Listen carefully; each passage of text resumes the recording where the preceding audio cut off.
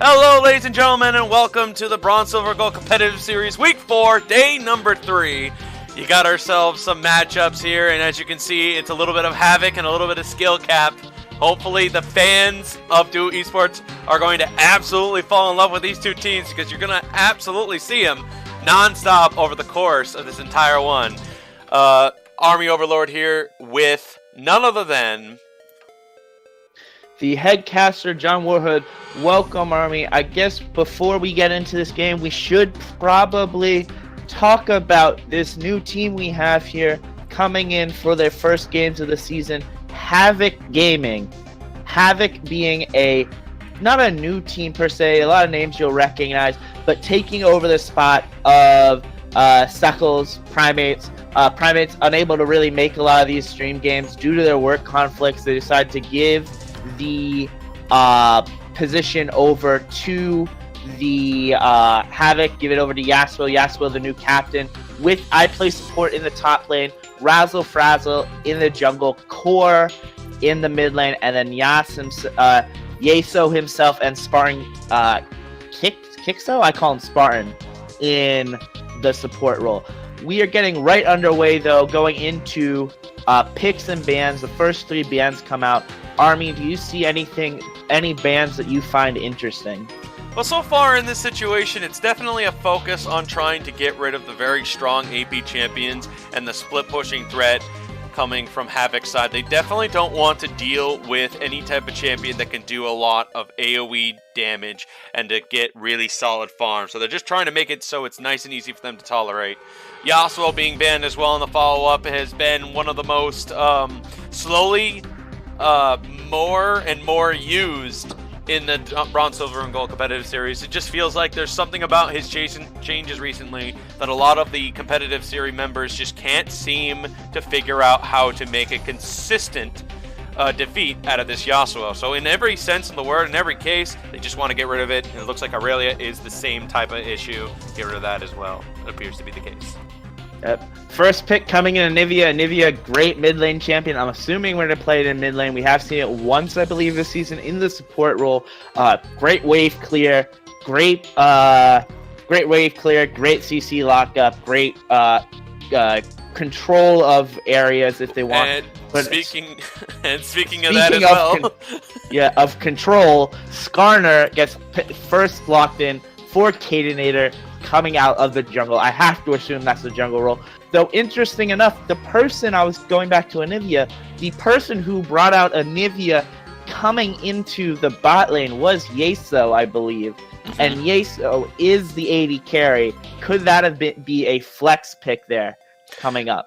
Well, we have noted a lot of options when it comes to the bot lane. It's ever growing every single day, every single time. It's like whenever a new thing comes around, people want to take a little test here, a little bit of a study here. But in any case, it looks to be an Ezreal and Trundle on the follow-up. At the Swain on the opposing side, Ray is deciding what kind of champion he wants to have in the mid-laning option. But definitely, you can start to see a little bit better on what kind of AoE OC Nation definitely wants to go for. And a Twitch on the follow-up here. Very interesting decision going with a jungle, then possibly a flex top to mid option in Swain, and then an ADC in the Twitch. Not a lot of direct complementing on any side, but you can kind of see the same on the other side. It feels like both sides are definitely not worried about their bot lane, but they wanted to have a secured ADC choice.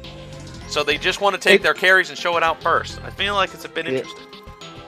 It definitely is. We're looking at basically a bunch of flex tips. Trundle can play support, theoretically can play top lane, is, my opinion, the best jungle pickup right now for this elo, basically making tanks worthless. And when you're looking at a Swain and a Skarner staring you dead in the eye, I would definitely say Trundle's a good pick there. I'm assuming we're going to see a double range bot lane coming out of Cadenator's team, which is, as I completely forget, OC Nation. And then we are looking as well, coming forward with a very safe AD carry pickup in Ezreal. Interestingly enough, though, they ban out the top lane or of I Play Support. I Play Support, I believe this is his first game of the season being played for Havoc, if I'm correct, right? Especially in the top lane. Yeah, yes, you are very much correct. Havoc, a brand new team onto the roster, been replacing of a different French team, the Les Primate Secles. Praise be to them. They have been one of the most funnest, uniquest team and a great logo. Sad to say that they just couldn't seem to keep their consistency going. It's a bit of a shame, genuinely. But Havoc definitely wants to make their name just as proactive and just as popular as Secles, as it looks to be something to note. And I have to say, brand spanking new appearance from Rumble.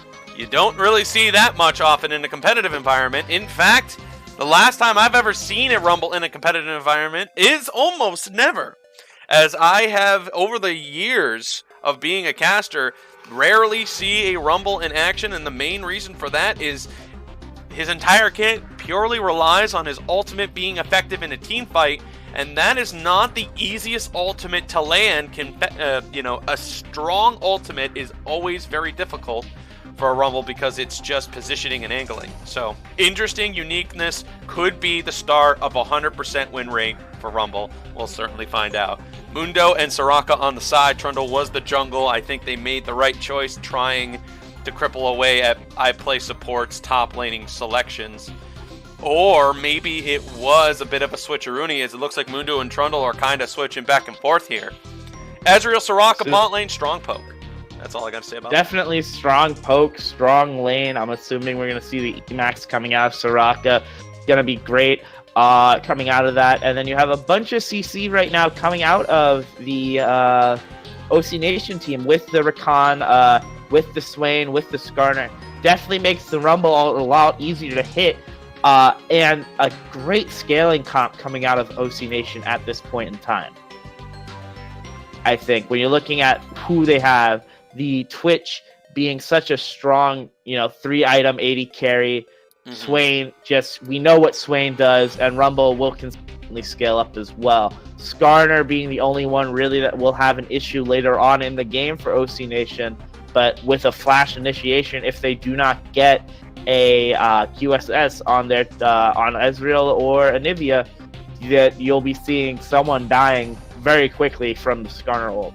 With about less than 3 minutes of time remaining on the clock for both of us here before the game will officially be going and starting, my big question with you right now is, what exactly should we be thinking of when it comes to these two comps here?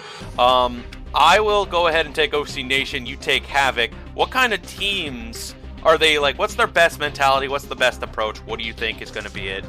Give it a go. So you start with Havoc. Looking at the team comp, what I think the best way for what they are going to be able to do is they have two options right now to win the game. Their two win conditions are either getting picks in the jungle, getting great ward control by Spartan, being able to pick off with the Trundle Pillar, with the Anivia Wall, with the stun as well.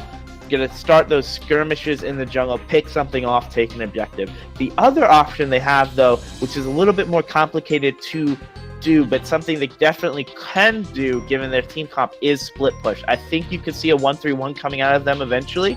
They have two really good split pushers in Mundo and Trundle, and with Anivia and Ezreal, they can constantly keep the mid lane shoved in under turret.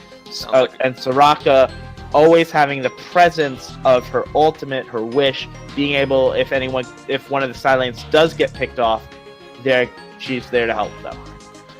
I see what you're saying. Yeah, it's definitely going to be a tricky type of comp situation coming around for them. My idea for OC Nation is to probably take advantage of that trickier comp that you were just mentioning. Try to take advantage of the fact that Anivia and Ezreal will be those mid-laning choices. With a Rumble, with a Skarner, with a Rakan, it's all about getting on top of the target. If they can get on top of them, they can just drag them right through the Rumble ultimate, through the Swain ultimate, and through a Twitch, and they just overwhelm with consistent and strong tick, true, and physical damage, and just completely run them over through overwhelming amount of absolute pressure and damage. And it's going to be very good to see if they can pull off it effectively. But the question is, all comes down to Cadenator's ability to hit those Skarner ultimates efficiently. Coma Comat Killer in the supporting role here has to manage to get the ultimate, get the knock-up, hold him in place, and the Rumble ultimate needs to be on time. It has to be one of those perfectly placed follow-up shots that just makes it so there's just no chance of whatever they're catching gets out of their hands. Absolutely extremely valuable for them to make that happen. No matter what happens, if they want to win this one, they've got to make those catches efficient, effective, and very strong. Yes. Looking at this, there's one thing as we are about to proceed into the loading screen. One thing I do not really like with Havoc's team comp, specifically Runes and Mass, or what do you call them, Summoner spells is Soraka taking the exhaust instead of the barrier. The barrier seems to be the standard nowadays in competitive and high elo play for Soraka to take. She has, and I personally use it as well when you're playing on it. It gives you a little bit of sustainability, a little bit of security when coming through, getting those skills off. If you ever get out of position, you pop the barrier, you still have the health to heal onto your AD carry and live. Definitely going to be a massive factor that he decided to go with a more anti-heavy damage type of player that just happens to focus a lot more on trying to get better protection for individual play. Definitely going to be extremely vital as well for Soraka to manage to make that work effectively and consistently. But the biggest and most important thing I have to say is I feel like Ignite is essentially the better substitute for a bronze, silver, and gold competitive environment. The reason why is because of positioning mistakes. Errors on when people come up, damages that could be what decides and divides what makes you a very strong and effective player, and all the big essentials and big come-abouts all come around to how efficient you can make someone's mistake and how big you can make their mistake. How much you can get a small and turn it into a big. That is essentially what OC Nation really wants to do. They want to turn their small little engage into a massive one. So Ignite, I'd say, would be a lot better for Soraka here because it lets extra punishment go through on Skarner, extra punishment on Rumble and company, versus the exhaust that'll essentially be a good cripple for the early and mid, but I don't think will come into big factors in the mid-late to late half of the game. Because I don't think Soraka will ever, any point, be in the front line to ever worry about utilizing that in a way that makes it easy. But in any case, I'm going to say this. There's two things right now with the Soraka as we harp on Spartan a little bit. Mm-hmm. One, going to your... She's never going to be in the front line. I guarantee you at least 2 times we're going to see Spartan get ulted by the Skarner. Absolutely correct. But not the point I meant to say, but you are absolutely correct. That is definitely going to happen at least once or twice. So, the second thing being, and you play support too, Army. Yes. I'm not thrilled, and you can tell me what your opinion of this. Soraka taking the Comet instead of the Ari as her Keystone Mastery. I am not a major fan of it. She took the Resolve Tree second, which is great. I definitely agree with the idea that you... I know exactly what you're thinking, and I completely agree with you on that. It is definitely better to have an Ari. You want to make the most out of your W heals, especially if you're going for a max E style or a max Q style, because all it comes down to is how much healing effect you'll end up giving to your ally, and you want to have as much as possible. It's definitely in your better interest for that as well. So I'd say in the early game, definitely Jodway is going to have a pretty good time against a Mundo because Mundo doesn't have a lot of any high passive ability or anything. So this is definitely going to be some good trade between these two, depending on how Big Play is going to make it work out. He's certainly getting those trades work against Mundo very nicely, and that's a lot of health bar being lost on the Mundo early. Yeah.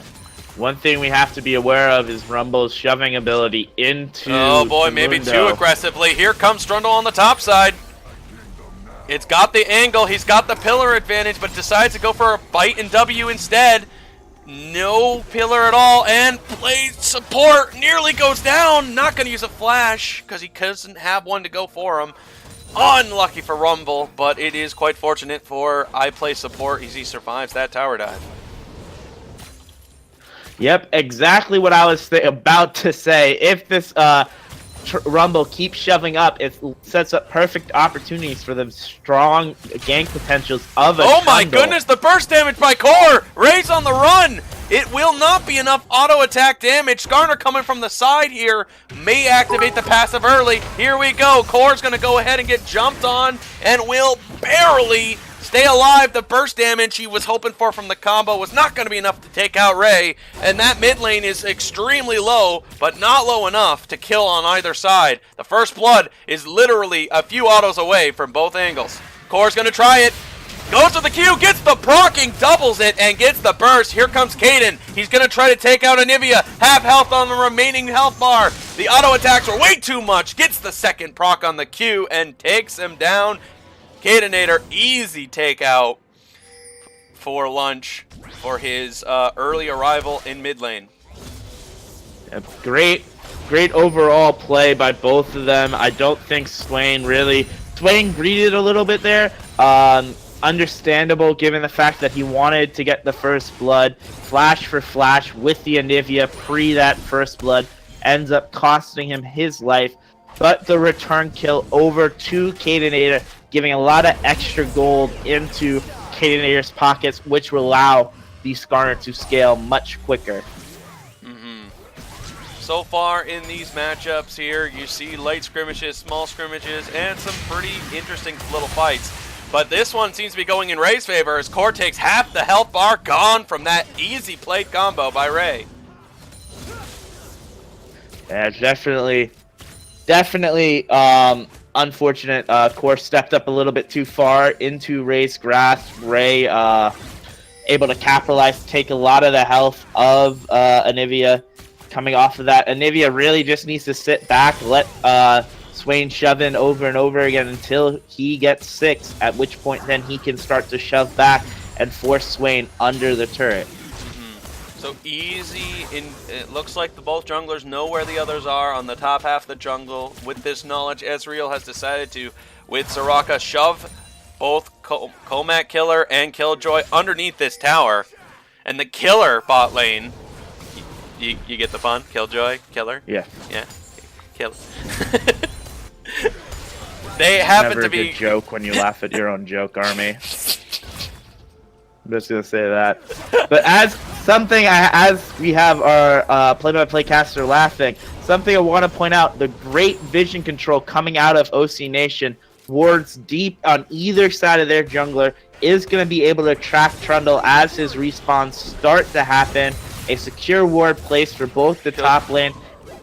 Light trade by Killjoy. Yasuo is definitely getting an easy amount of trade back.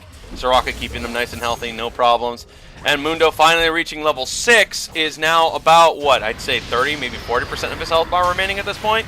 Easy quick trade again. Core takes another nasty one. Ray likes how low it is, but doesn't want to use everything just yet. Gonna wait for it to come back off a cooldown as we see Skarner getting rid of the control ward in mid. Trundle is on the flank just in case anything happens. Looks like there will be none.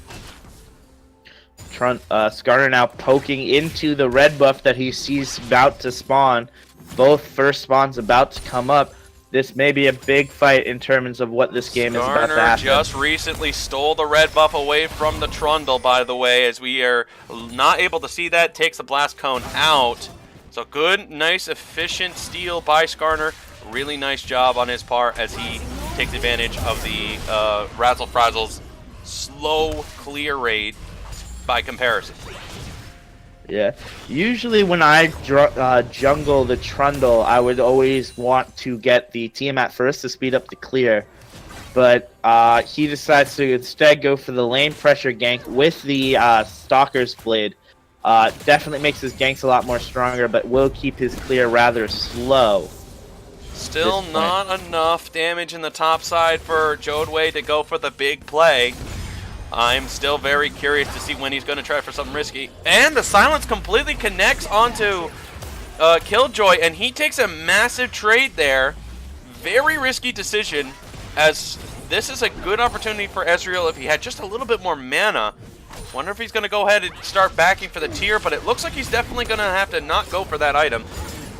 I think he might want to go for Sheen. Here comes an ultimate. He will simply sidestep that one out, and Jodway commits too much to that play. Doesn't really work out for him at all. He's going to have to back off here. Yeah, definitely a major... It's interesting because the top lane seems like at this point the kill pressure I think from Rumble is going to fade in the 1v1 capacity because of Mundo's ult being up, basically able to temper everything, especially without Rumble having any items yet, but looking to get the back end and the teleport and the buy with the 2,000 gold he has in his pocket, assuming a Haunted Guy's coming out next to start to shred the Rumble. Or the Mundo. Gonna have to say, I do find it quite interesting going for an adaptive helm instead of going for a Spirit Visage. The core item on a Mundo certainly wants to have the anti-tick. That is essentially the most strongest abilities on both Swain and Rumble. I mean, it's essentially very vital, I'd say, because both of them are doing tick damage from both of their ultimates and from their regular abilities. Speaking of that, here we go. Ray gonna throw everything he has onto core. The burst damage was definitely enough. Procs the passive. Ray cannot do anything extra. He tries to pull Anivia closer, but that's not enough damage. Does get the passive off. Anivia definitely one of the safe mid laners. You can see it right there how efficiently safe an Anivia can be versus a very aggressive Swain. Definitely lucky for the Anivia. That does take away her egg, though. Oh, what a full commitment here. The Ezreal was looking like he was not going to make it out of there alive, but thanks to the wish and a nice heal from Soraka, that is more than enough to keep the Ezreal standing. Great job of that timing. Looked like it was going to be a lot worse for him, but does make it out clean. Yeah. Skarner still holding in this bot lane, looking to make a play with his first ult, which is up. We will see him connect Trundle here for the counter gank. I wonder if they realize he is there. He just gets pinged out. Soraka will end up taking the worst punishment possible by going to go for a ward in that bush. He didn't see that Cadenator was right there, and it's a free kill for that team. We'll be seeing a lot more of that coming along if Soraka is going to keep positioning that close to the bush. Yeah, definitely a bit of mispositioning by the Soraka. Hopefully she learns her lesson and will not misposition like that again. Trying to predict where the Twitch was. Does manage to find Killjoy, as it looks like he outmaneuvered himself there. Killjoy trying to race out of there. No, he's going to try to force a fight on Ezreal. It was not enough. Ezreal survives the damage, and he will get the kill. Trundle gets the kill onto Twitch.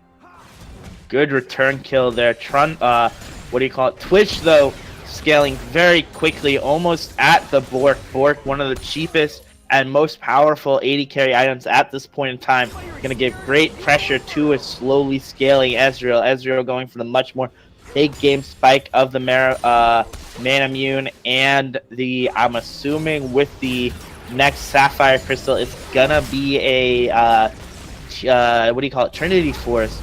Will we see, though, if he goes for the double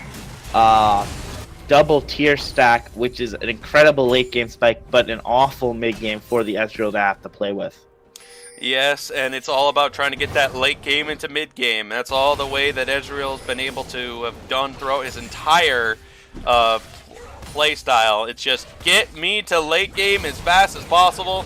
Certainly going to do help with that build. So there we go. The very vital ability from the rune is now gone, but iPlay support still has his ultimate up.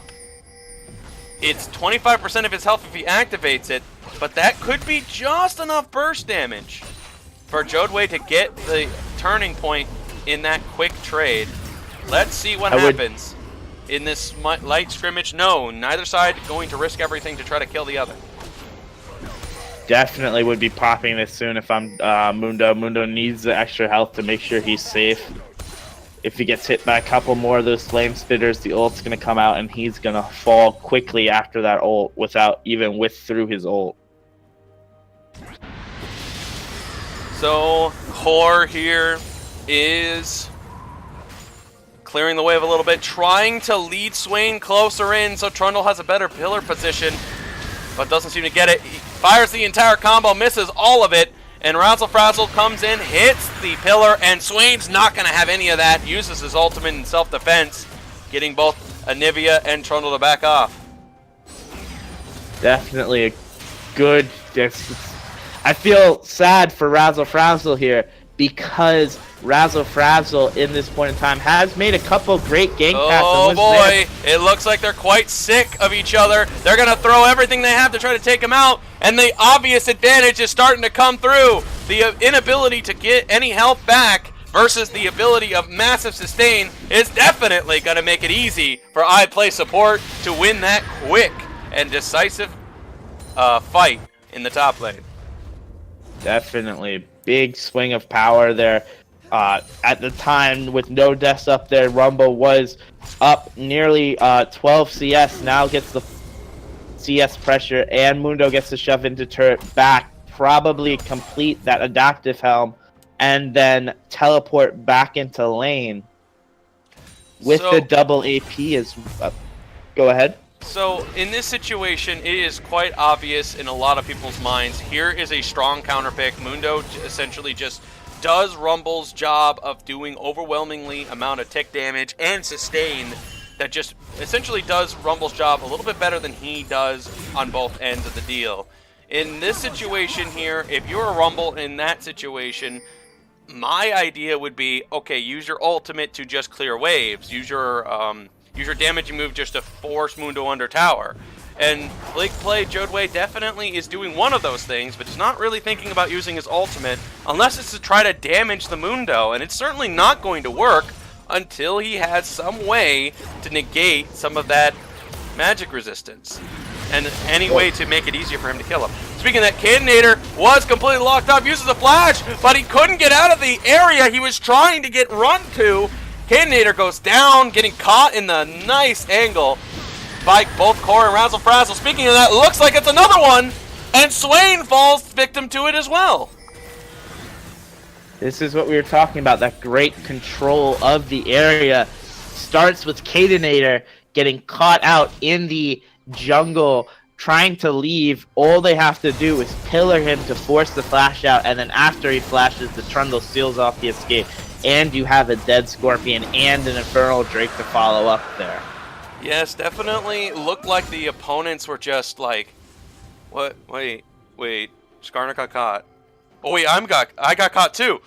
You know, it just feels like there was just a little bit of delay that was going on between Ray and Cadenator, that they just didn't realize what was happening until it happened, and then the reactions after that looked more like they were just a little surprised about what occurred.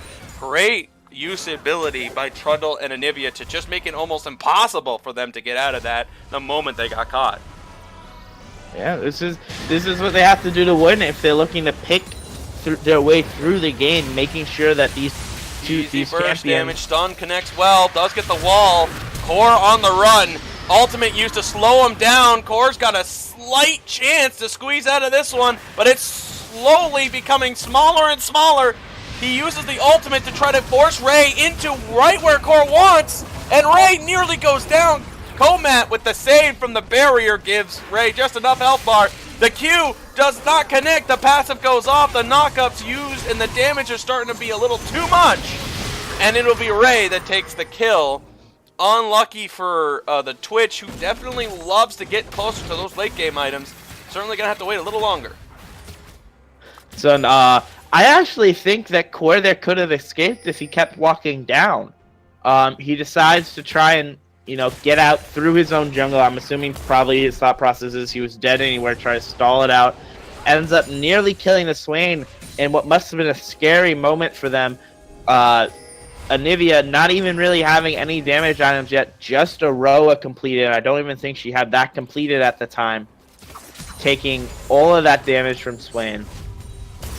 So Ezreal and Soraka certainly trying to clear out waves. They're thinking about a dive here, but with Soraka and a silence, I don't think they'd have even a prayer to make this work, but they're certainly really considering this. They are definitely waiting for even the slight misposition by Soraka.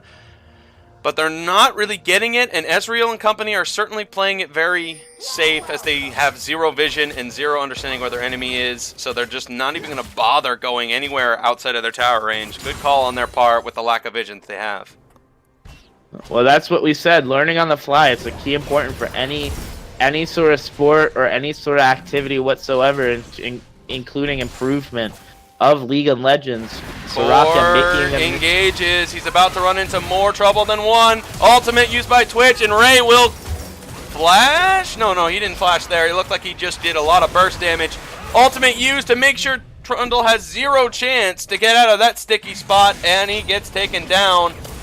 He was attempting to flash to get out of that. He does get the distance, but Rakan stops him from having any other chance. Kidnator gets the lockdown, and there's the burst damage. Here comes another helpful play, but it's going to be a quick and easy grab for their team as they manage to make that so efficiently strong of a quick and effective grab. I'm not even sure how Spartan even got there, but it was already too late. Spartan, Ezreal and Soraka both tried to come up to mid lane in order to save them. I do not know if they had a ward, OC Nation had a ward out or had them spotted there to pick off the rotation, get a clean kill on Ezreal, followed up then by a even smoother kill of the Soraka with the Cadenator's ult, Skarner ult in Pale. So you gotta love seeing things like this with a 1-kill lead. Mundo, who hasn't been farming too well in this matchup versus big play Jodway, you can see the level disadvantage purely from the fact that the 1 kill made all the XP difference. And despite the fact that Rumble is in the head of the lead in farm, it's Mundo that happens to have the lead in levels. And it's just, personally, I absolutely hate that. But it's really how you can just take advantage of experience that are given by the minions' deaths versus the farming differences between both the top laners. And I hate that personally, but I can understand how being there and being in the wave is really efficient for Mundo, and how it's still working out for him because he has 1 kill over his opponent.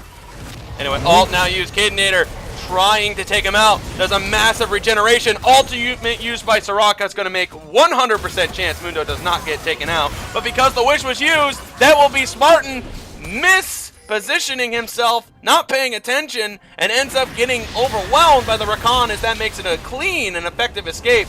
Ray gets completely dismantled by the Trundle and Anivia, and that was just a quick and a fast gank by Trundle, just getting right on top of the target so quickly. Blood covering the field right now of Justice.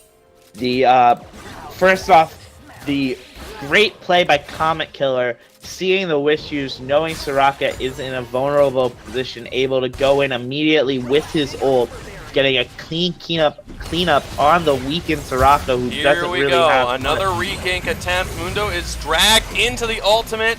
Rumble is certainly trying to get that AP damage in there. The stun connects. This time, no way to use the ultimate to save himself. He is just too much adaptive helm protection, and he will survive that overwhelming amount of damage. And I guess adaptive helm, although not exactly the most common decision by Mundo, certainly is working extremely well for iPlay support. Speaking of this, it appears that the Rift Herald is now gone, and from the way I was looking like, yeah, that was a bit interesting. I thought Mundo took the Herald, and it's certainly gone now.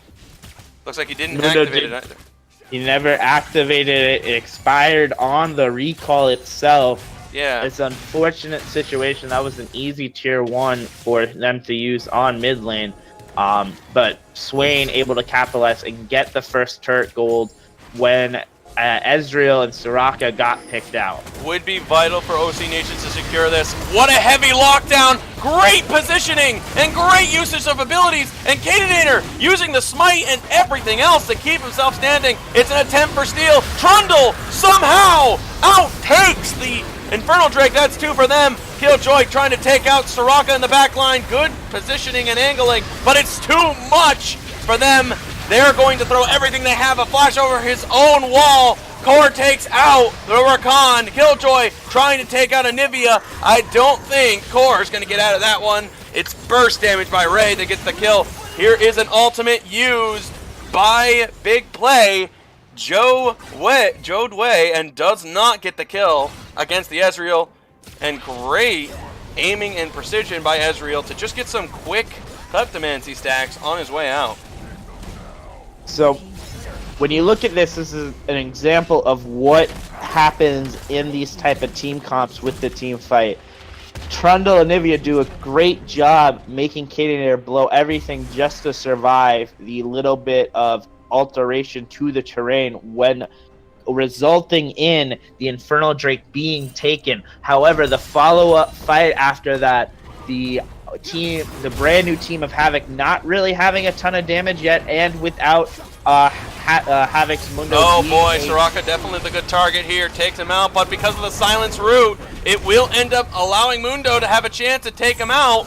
He goes for the run, not trying to force the fight onto Twitch and retreat. Kadenator certainly using every speed he can. He has the Predator onto Mundo, trying to catch him, gets the stun lock, gets the ultimate down. The suppression is going to lead to some heavy tanking by Mundo. Gonna try one last Q. It's not gonna be enough to take out Killjoy, and that is Killjoy and Swain really getting a massive benefit out of these great catches by their team comp.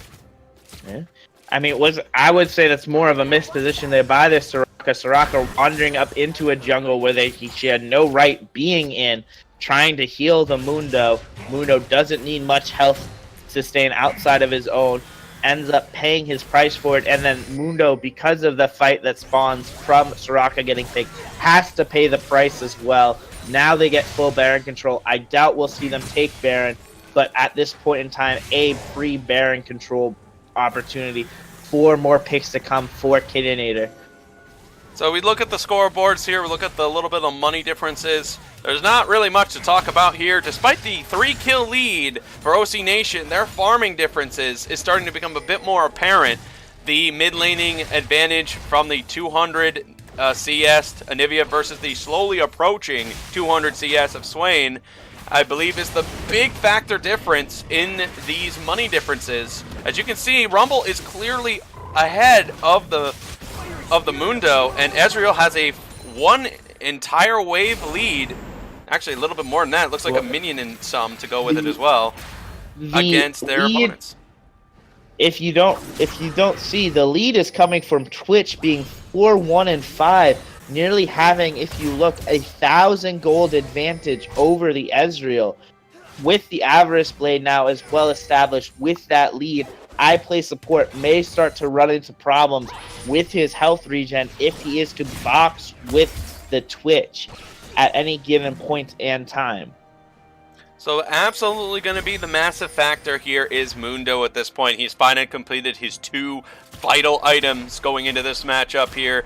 Both the Adaptive Helm and Spirit Passage are finally completed. The only champion at this point that can actually hurt this Mundo is Twitch, and thankfully, because how he managed to get fed earlier, has enough items, I'd say, to really chip away at this armorless Mundo, who essentially only has one cloth armor to his name at this point. But Swain and Rumble are certainly not going to be able to hurt I Play Support much this game. So it's going to be a big factor to see how much everyone's going to be able to handle the Trundle Mundo comp, as they need to make sure they get to core and win that frontline battle. Because if they can't do that, it doesn't matter what type of catch they get onto anybody, they have to deal with Mundo and Trundle, as they will be running full speed to the front. Yeah, definitely time for now as we start to see the formation of it. Havoc beginning the one. So, minor catch, nothing too serious as of yet, but now it's going to be pretty serious. Kadenator wanted to catch somebody with that overwhelming amount of Predator speed, but it is absolutely nothing, as Core does stop them from that quick and fast trade. It is still a tightly contested situation, as Core really ripping apart. Oh my goodness, the burst damage by the bot lane and Core as they take a double kill for the road. Mundo trying to get that bot tower, and Jodwade's going to hold him off. Big advantage as they take out 2 strong members on their team. Great little play there. Great double stun by Core, and Baron looks to be their prize. Well, they're certainly taking it without being directly on top of it. Core is currently utilizing the ultimate to its best ability, staying to guard the area, wall it off if he finds anybody, and still using the ultimate on the Baron. Very good job, but Spartan? Spartan! You didn't have... Spartan! We record kill death ratios, buddy. That's going on the record. Definitely a little bit of misinformation about the damage Baron took out. It's about 4 patches ago. Baron was changed and nerfed, and definitely early game has become a lot stronger. We also see, as a result of this, iPlay support able to start splitting and takes down bottom tier 1 now with Baron prepped for a third Infernal Drake. They're doing their chip onto this very strong Mundo, finally able to get his final proc onto his very strong ultimate. His ultimate now will be able to heal all 100% of his ability and all of his health. He's going to run right to Ray, and he's certainly going to fight him out. Tries the burst damage, not going to be enough, and Razzle Frazzle takes the kill. It's a 3 Infernal Drake opportunity for Havoc, and no stealing attempt is going to be made. 3 Infernal Drakes for Havoc, and this is a great debut appearance for their team. Yeah, what you didn't even get to see, or maybe you saw it and were too busy watching the much more important team fight of the Swain. Anivia just hits the stun onto Cannonnator, risking it all to try to get that suppression. Core will be coming off of his cooldown here. What a great prediction by Core, but the Baron minions might be too much. No, it isn't. Just barely not enough. The charm well timed. He flushes trying to force this play to go through, but it doesn't work out for him. But because of that heavy distraction, Havoc takes the mid inhibitor and tower. Anivia is out of control right now. This is all hands on deck. Kill the bird, scramble her egg afterwards too. Stomp out that life. She is in a position right now to 1v5 carry this team, even though the 3 Infernal team of Havoc is in complete control of this game right now. We gotta hope for matches in the future that the next opponent Havoc will be going up against definitely watches this game, because Core, although doesn't look that strong on the board, definitely looks a lot scarier when he gets his items, and he's getting very much closer to that death cap. Even one more step away and that's a death cap for sure.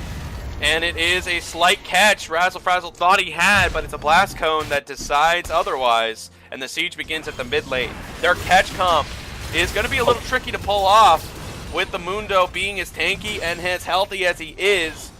They're not going to be able to get easy catches anymore. And with the fact their opponent now had 3 Infernal Drakes, soon to get a death cap for Anivia, that Anivia is starting to look, I don't know, like a Vagar at this point. As that person will soon have, like, what, over 1,000 AP? I believe so. Right now, Anivia has 640 AP without the death cap. What's best next after the 3 Infernals? Why don't they get an opportunity to add an Ocean Drake onto it next, which is coming up? Other than that, though... Really, absolutely super great for an Anivia who utilizes a lot of mana. Definitely great for a sieging type of style, which is even better for them. Havoc, I don't know if they were paying Rito for anything, but it certainly looks like it. They caught Trundle on that one. Big bursting damage. They need to take out Razzle Frazzle fast to decrease the numbers, but Core coming around the flank, forcing a divide between the two sides of the team. Here comes Comat as he tries to go ahead and get out of this sticky situation. Mundo on the chase. Ray trying to stay alive. Core takes out Rakan. Mundo takes out Twitch.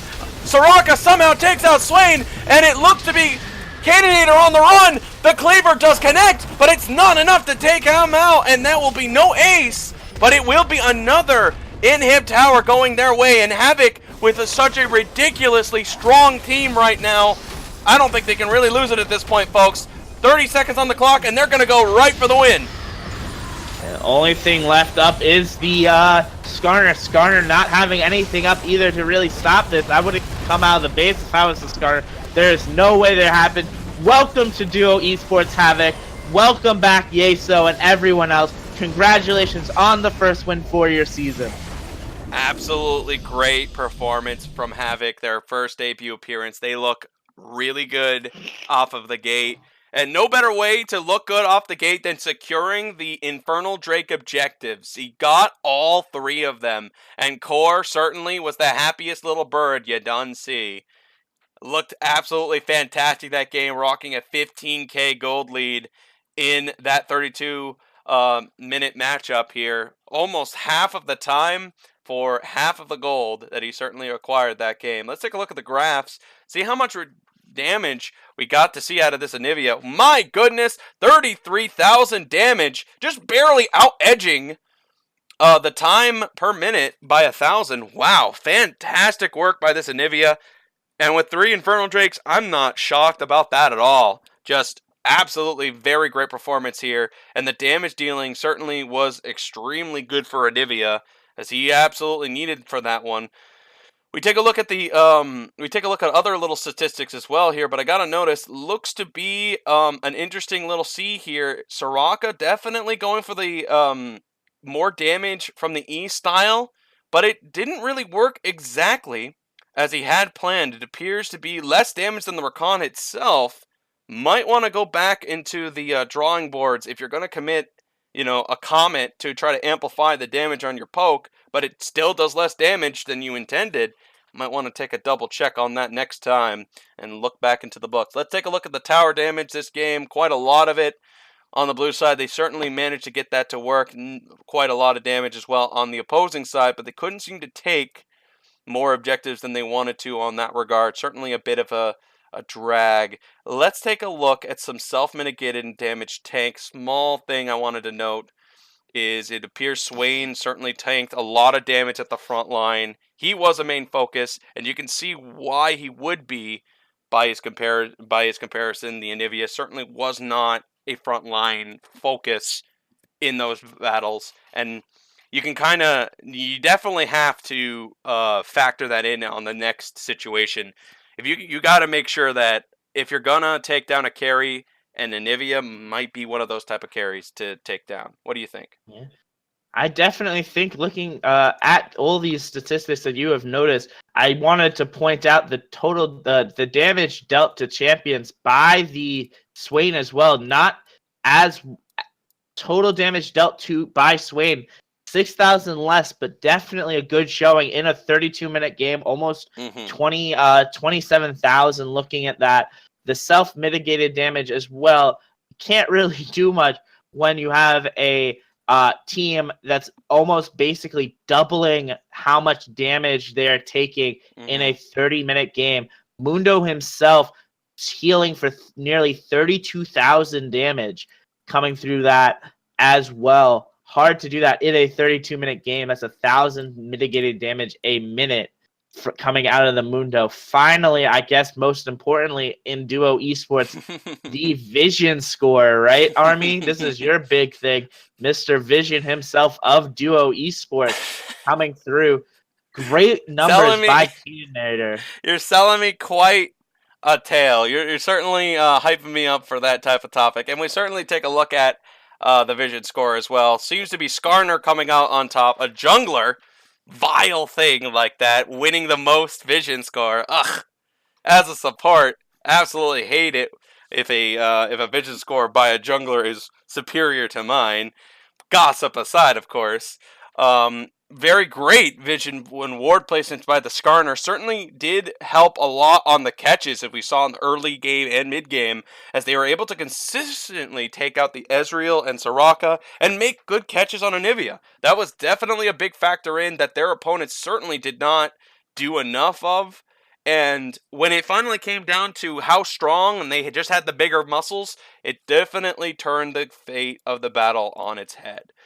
Final thing I'd like to talk about here, because Dota loves to talk about this in particular. Control Ward's purchase. Looks like the Swain didn't buy one. Come on, man.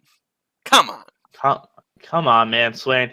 Swain never gave the opportunity to buy one, though. It did not really look like he had much of a need to buy it. A lot of the ganks that happened to him in lane early game came from the Trundle counter ganking the Skarner ganks. Skarner buying to himself, which means, honestly, if you think about it, a lot of that vision score he got came from clearing out wards himself, I believe, right? He is sporting the sweeper. Great job sweeping out the jungle every time they lost pressure, but unfortunately nothing able to come of it, and never being able to really get a good pick from his ultimate mid to late game. Mm-hmm.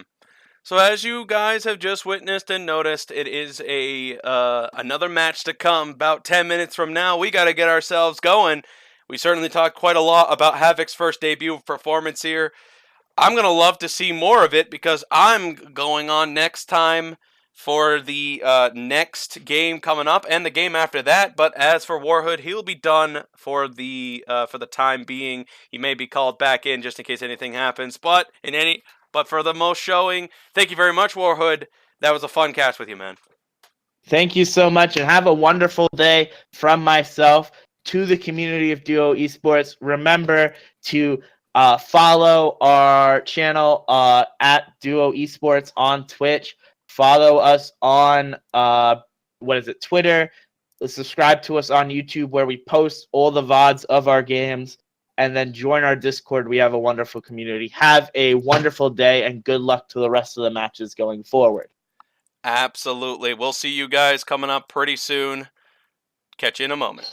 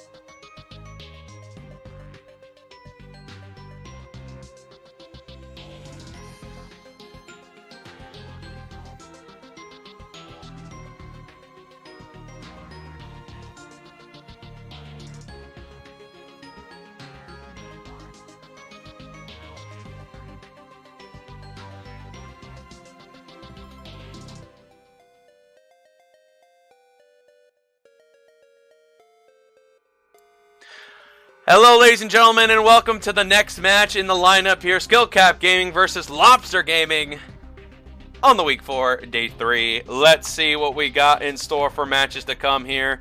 I am quite excited because we got a very, very fun donation made by Death Shadows himself saying we are allowed to flame him. So we'll be getting into this match very soon. What do you have to say about that, Newcaster? Well, me being Boslow here, I feel like Death Shadow might be a bit of a masochist. Kind of into that, but you know what? I'm pretty fine with it. I'll be a little sadist for him this time. So I gotta say real quick that it is going to be a very interesting matchup between these two guys. I would expect a little bit more fun factor to come in, but who knows, really? On how much fun we're going to see in this one. SSJ Goku, a.k.a. One of my old buddies, Mr. Light Blue Sky, winning with Yasuo last time. I don't know if he'll get away with it this time. We'll certainly find out. And I believe that Lobster Gang will be using 2 E-subs this game, and will not have 2 bans. And also, Skill Cap Gaming is also using an E-sub and will also be losing a ban, which is something that they need to be careful of. They did ban something in the first rotation. I feel like that might have been a mistake, but I think they're going to go for no ban very shortly. And so, I don't know what we'll see banned for these first couple of phases, as we don't have too much going on. Yep. Not a lot of bannings that really could be done here, and certainly going to have to have a bit of a discussion later with the teams, team captain meeting about their banning in particular, but we'll certainly worry about that when we come across to it. In any case, they're certainly keeping these bans coming, with only 1 ban on the board right now. I know, they're going real hot right now. We did, however, see a Ornn ban from Skill Cap.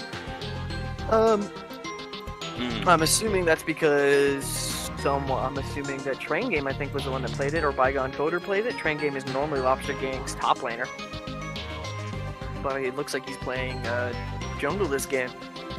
Final bans, I believe, coming around here. Buggy and Begone Coders got about 1 ban left for option here, as this will be their only ban loss versus Bygone Coders' final ban, Anivia. So there we go. Only 1 ban came through for their side, as we've explained already. They did not have their full roster. They took an E-sub, 2 of them on one side and 1 on the other. For Skill Cap Gaming is 1, Lobster Gaming is 2, just to let that context be known. Ezreal and Kog'Maw confirmed. Interesting. That's an early first pick Kog'Maw. Yeah, usually that's more like you want to save that until you have the components to complement it. A Braum and company usually is the best type of synergy. But will it be a Braum on the next one? I'm expecting it to be a Braum. No, they're confirming the Yasuo. Interesting. I do like the Ezreal pickup there, while having a good showing on Ezreal mostly throughout all the PSG series so far. I like the fact that they stole it and banned his Kai'Sa, leaving him onto probably a less comfortable pick, which, as we see, the Kog'Maw was early locked.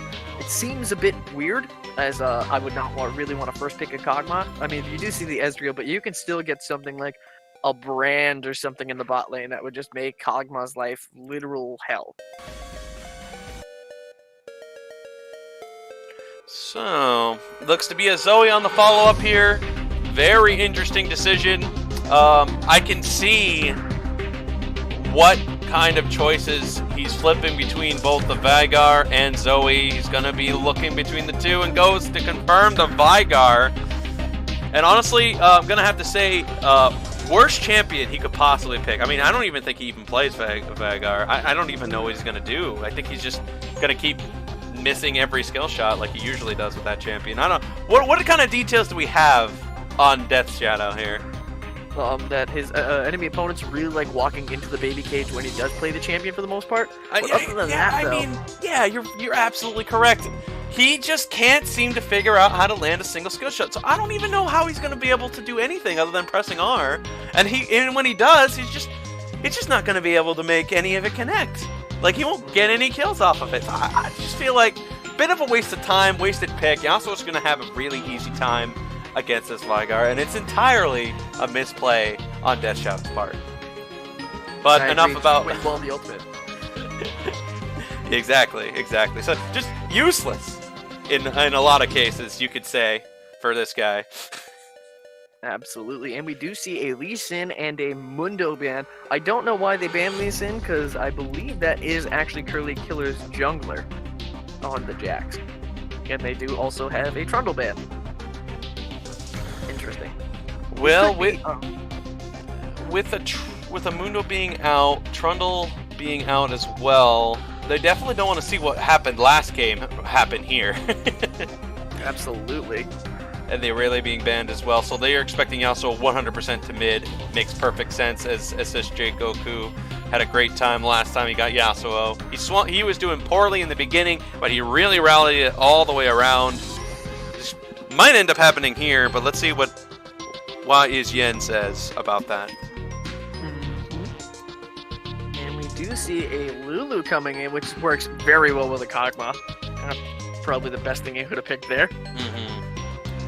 Bit of a shame they got away with that for free. They could have really neutralized Kog'Maw a lot more, but they're going to allow it to slip through, and that may be a big mistake for SCG to not factor in. If they get a Poppy in the top lane to go and counter the Zac with a W that simply negates any Zac engage, and Yasuo the same thing, excluding one ability. I believe his ultimate is an instant he jumps onto the target. It's not a dash.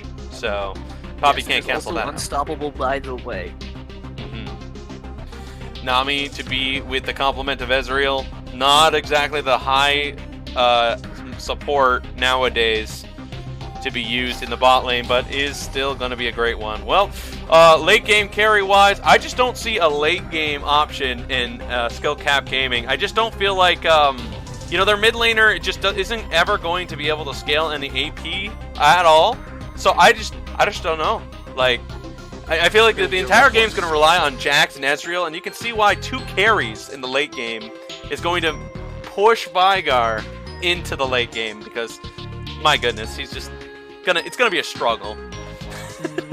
Absolutely, it's going to be a hard-pressed Veigar having a really skill shot reliant unless he can get somebody that can get someone low for him, and he can walk up into a very dangerous position and get that R up. But I don't know if Death Shadow is capable of that much right-clicking. So we'll see as it comes out. We do, however, I really like most of what skill cap has here. I think they have the tools to deny Lobster this victory. I like Poppy here a lot. Really, very many things he can block with his W, and he can block people trying to peel him from just getting on top of Kog'Maw and just making him wish he was never born.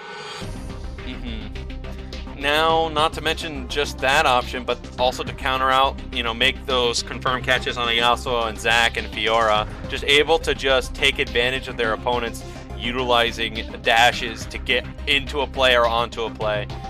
Not a lot of tank factor going into this. It's purely on Zac to do the AoE, but Zac is definitely the type of champion with a lot of abilities that are really well designed in just keeping opponents in a bad position.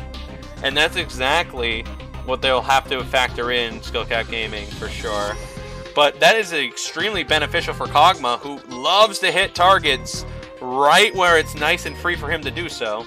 And Yasuo to cancel out any type of artillery fire that their team will be able to do. It's definitely going to be a fun match, coming down to the early game being effective. Let's take a divide here. You'll take on the SCG side, unless you want LG, of course. But the SCG. All right. What is your opinion on their game plan? What do you think is going to be the best factor for them?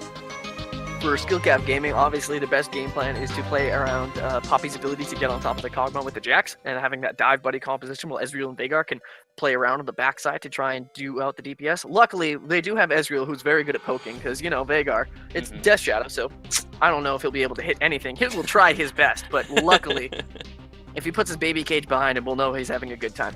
And they do have a Nami, which is great disengage for this composition. They can pretty much They don't really have too much split pressure unless Drax tries to split push, but if he split pushes, he doesn't have the ability to come back to the team very easily unless he's as the Rift, and you won't see that in like the late game, but in the mid game you might. But for the most part, it's probably just going to be a good AoE team fight is what we expect to see, and from them anyways. To my side, the Lobster Gaming, their best plan is quite simple. We've got a 4v1 type of comp style. Let's push this all the way to the victory. With the Fiora on the split push, Yasuo, Kog'Maw, Lulu, and Zac on the comp, they could just get a free knock-up style and just overwhelm their opponents with an overwhelming amount of CC lockdown and some very fast-paced health percentage damage. Nothing quite like a Kog'Maw and Lulu to just make it so it's so strong in the later half of the game, but a Yasuo, nothing quite like a Yasuo knock-up that can just make things even more easier to make some quick catches and plays for Zac. No matter what, they all really complement each other pretty nicely and can help each other out in any situation. It's one of those ideal knock-up style comps that essentially utilizes the best of a 4-1 strat. And they will be able to make that work if Yasuo can get fed in the early and mid-game stages and Kog'Maw can get to his late game. I expect to see lots of Zac ganks mid lane, and I think it'll be very, very reliant on how Death Shadow uses his baby cage. Absolutely. Positively. Twice. And we are now loading into the game. I'm super excited for this game. I think the drafts are pretty interesting. Yes, and I do agree with you, but a lot of this and a lot of what is going into this matchup has to be and extremely important how the early game goes.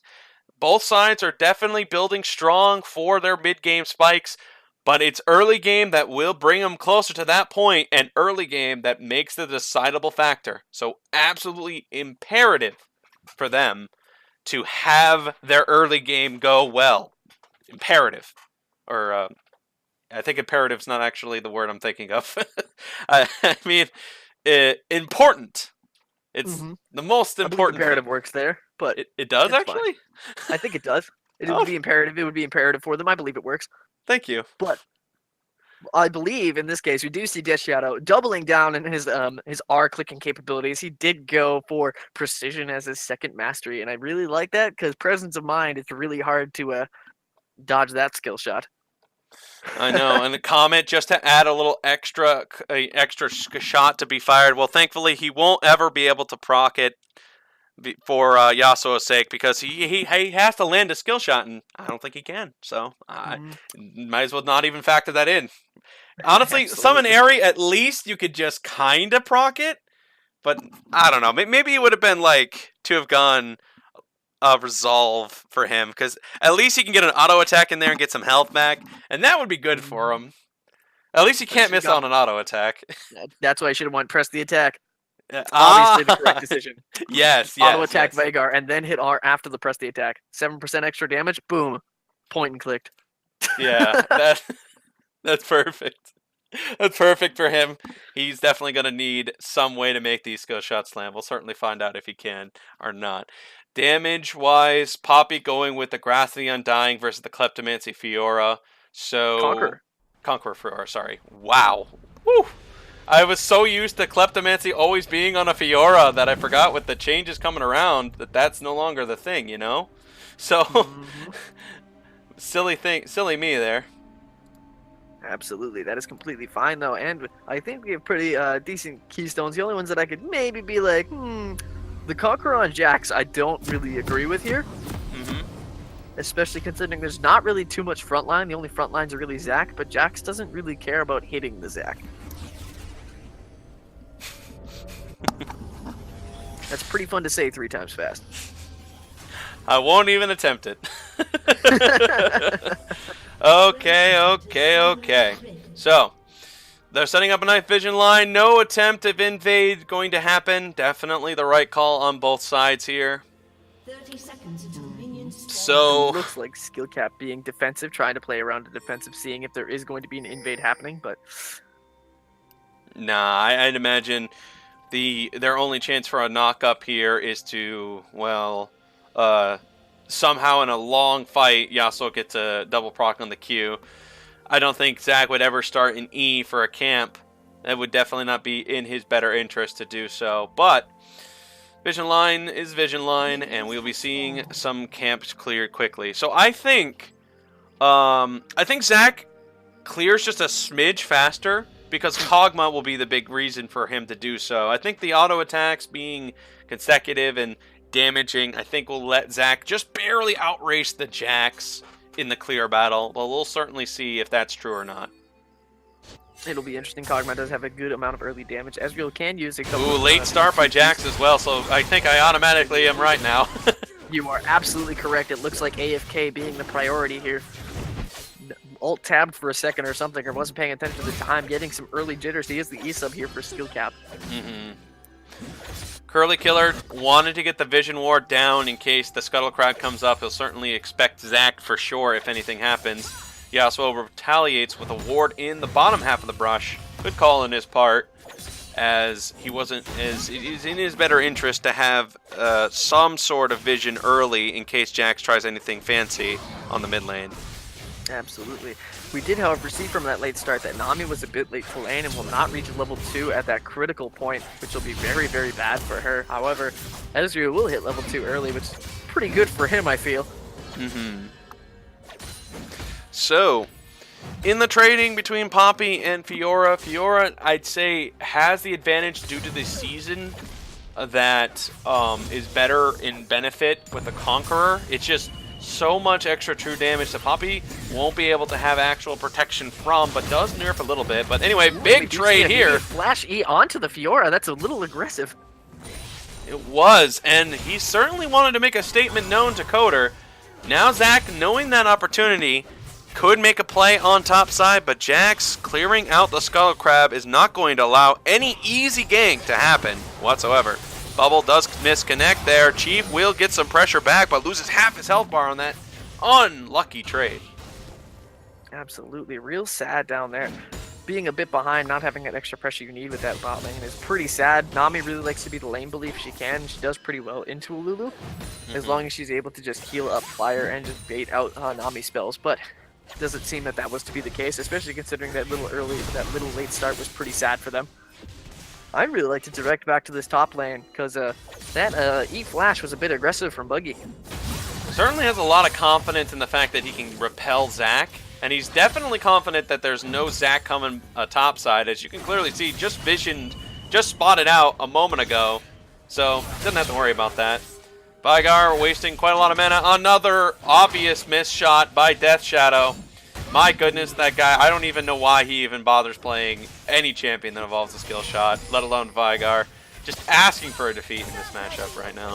Absolutely. I feel like he should just stick to champions like real easy Malzahar. Yeah. Just point and clicks. Exactly. Like another mid laner that I know. Okay, we got a light, brief period of action. I think we can just go ahead and take a look at that small little donation that was just dropped a short second ago. As the trading between the bot lanes continue, let's take a look at what that donation was all about. Here we go. My goal is to see Goku win wall Death Shadow's Primordial Burst. I believe what he's referring to is the ultimate R by Veigar. Is that correct? Absolutely correct. That is Primordial Burst. So he's waiting to see if the wind wall will be utilized correctly by Yasuo to stop the wind wall, just to prove our narrative correct. Let's see if that is going to be the case. That would be absolutely wonderful, and it's something I totally expect to see Death Shadow, I feel like, would even be able to find a way to mess up his point and click. Poppy is successfully managing to force Fiora into bad trades, and it looks to be Fiora losing quite a lot of health bar there. Here we go. SSJ Goku trading again on to this Vigar, who is farming equally for the time being. Knock up here, ignite, and it's a free kill. Obviously, expected play. A real sad time. Buggy going for a dive in the top lane as well. And Curly's here. This should easily be, a quick take Aruni for Curly as he takes advantage of Coder. Utilizing a flash to make that play work, I'd say a bit aggressive, but I think he was expecting Coder to do a lot more from that maneuver. In either case, it is Fiora that goes down, so it was Flash for worth, I suppose. He is the jungler, though. He doesn't care too much about his Flash. He's also Jack, so he's got that going for him. So it's not too big of an issue, and Fiora realizing that she was dead just saves her Flash, doesn't really need to it. I think that was what Curly was expecting, was a flash by Bygone so that he could flash into range no matter what. If she He connects, Ezreal gets caught, the Wombo de combo comes through, but it's so much healing from Chief and the heal from Ezreal, along with a flash that keeps Ageless Tiger still ageless to this day. It's pretty hard to gank an Ezreal at any point in time unless you can land some good CC prior, but Lulu doesn't really have the best setup tools, and neither does Kog'Maw. Just decent amount of slows and maybe And the gank coming in, Baby Cage drop down here. It is a great timing on that Baby Cage to stop the Zac from coming through. SJ Goku tries to get the knock up, misses it, swinging wide, and it'll be another skill shot missed by the legend himself, Death Shadow. Ooh, sad time. Zac just giving the pressure that he needed for Death Shadow to walk up towards the top side, and then Yasuo at that point in time can just chase him down. Having these boots too, Veigar still having no boots. Just basically nothing he can do there. He's just gonna get walked on and auto attack to death. Even if SSJ Goku just happens to miss his tornado right there, it doesn't matter too much. He's still got the movement speed, still got the attack speed. And an extra dash available from his passive because of how long that fight ended up going. Coder certainly is unable to get good trades off of the Poppy, and certainly a lot more focused on trying to do some light trading, but the way he's doing his trade so far, Coder is just slightly misreading these Qs. I think he's trying to parry the damage from them, but because of how long he stays inside of it, he's unable to escape from it, so it's basically he's taking the trade anyway, even though he's not taking both procs. Yes. It doesn't seem that he's playing the matchup as effectively as he would like. I really think Buggy's been playing the matchup pretty well. He did have an early aggressive trade when he flashed. Maybe me, but Cage there was locked no him in. punishment. He also appears to get out there as the camera switches over to top side. Light trading between these two, and Poppy's getting free Grasp of the Undying stacks from Coder, as it doesn't seem like Coder's is flexible in Fiora as it appeared to be going into the champ select. I honestly think that Poppy wins that matchup early game. Yeah. Once it gets to like 2 items, Fiora will just be able to just run at him like a monkey and just not really care too much because true damage is fun. Not to mention Poppy is going right into a Spirit Passage build, so yeah, you are correct, sir. Definitely going to be a throw everything caution to the wind after the 2 items. Yes, it'll be a good time, I think, at that point in time, especially if we see, I'm assuming Ravenous into Trinity Force, or if we just see him get the team out and then go immediately into Trinity Force. He might even get Black Cleaver. I don't see it happening, because there's not really too much armor that Buggy's even building. He hasn't even looked at an armor item yet. Knock up, barely missing that time. He does have his dancing shoes on, but oh boy, those hitboxes are getting closer and closer every time. Curly was spotted on the top side, and Zac looks like he's prepping in the bot side. He goes for a Q, does not get the grab. He stretches that arm as far as he can, but it was not far enough. Oof. Big sad. Tried to go for the E onto somebody, could not get in range, tried to force something to happen. Gonna have to get a pause here. Looks to be someone's AFK. Quite unfortunate for that. We will have to drop our Duo Esports meme into the general chat and wait for this pause to come undone. Absolutely. 0 days, that's a pause. Welcome to Duo Esports, gentlemen. So how you feeling about this game so far there, Army? Been a fun one to watch so far here. We're learning a little bit here, learning a little bit there. But 0-2 on the Veigar, not a shock whatsoever. I honestly have to say that, like, this man is the legendary Veigar player that averages 0-2 in a mid lane environment. So I have to say, like, I got nothing more to comment after this about him in particular. But, wow. Keeping that average up.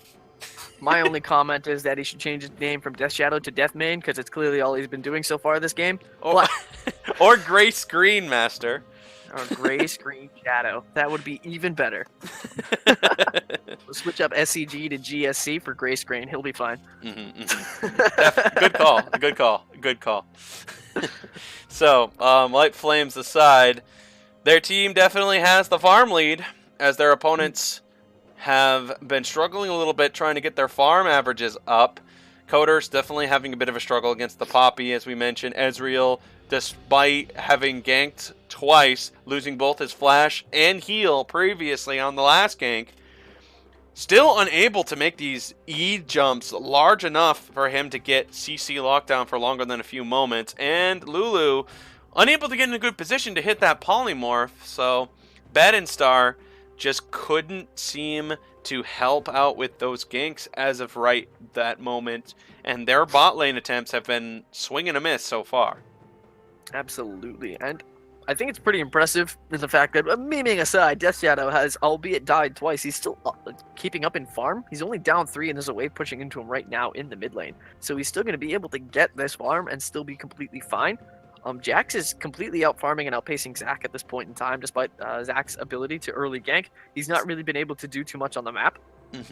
Just so for narrative's sake, and everyone knows at home, Death Shadow, by the way, dropped a bit earlier. I believe it was 130 bits saying, "Don't forget to flame me in one of our matches." So if you're curious as to why we're flaming him as much as we are lightly, it's it's what he requested and then what he paid for. So we're giving it nice and light, campfire style, as we can't obviously go too deep into it, but we'll certainly see if any big mistakes happen for sure, gameplay-wise. So, just so that way the narrative is clear, and anyone has any questioning opinions, you certainly will know now. But Zac, by the way, appears to be rotating towards the mid lane along with Jax, and as you can see in the minimap here, multiple pings are definitely going on, and they are definitely making some assumptions that Zac is on his way. But the champion Jake has also been spotted out by Yasuo, as the MIA ping is also there. So whatever's about to happen is about to either be a big fight or nothing is going to happen. Either way, it is still not too much going on either side, as they're just trying to keep building up that lead that both of them are searching for. Yeah, pretty much at this point in time, I don't expect to see too many things happening. Bot lane is pretty much just farming it out. Ezreal just wanting to get like a bit of a CS lead, getting like his early items as soon as he can. Kog'Maw just wants to get gold, just wants to get items, wants to scale, wants to do what he can. Fiora just wants to be able to do anything in this top lane before like Poppy just runs her over. Hopefully she can survive. Hopefully she's fine. So far she's not doing terribly. She's getting completely beaten out in just the laning right now. She's down 20 CS, and Poppy does have an assist and was able to bully her a lot. Okay. But I believe as the game goes on, we will see that it will probably change. And Jax doesn't have the best gank pressure for his mid lane unless he's able to get a good baby cage going on, and it can be. But what are the odds of that, though? Absolutely no idea. Death Shadow, crazy man, no idea what he's doing. Crazy man. But, so, just so you know, the pause apparently was a minor lag issue in Discord. They paused it just to fix it, which I just got told by the staff of this information. So that's what that pause was all about, just in case you ladies and gentlemen who are at home are curious. Thank you very much, Barbie, for letting me know about that.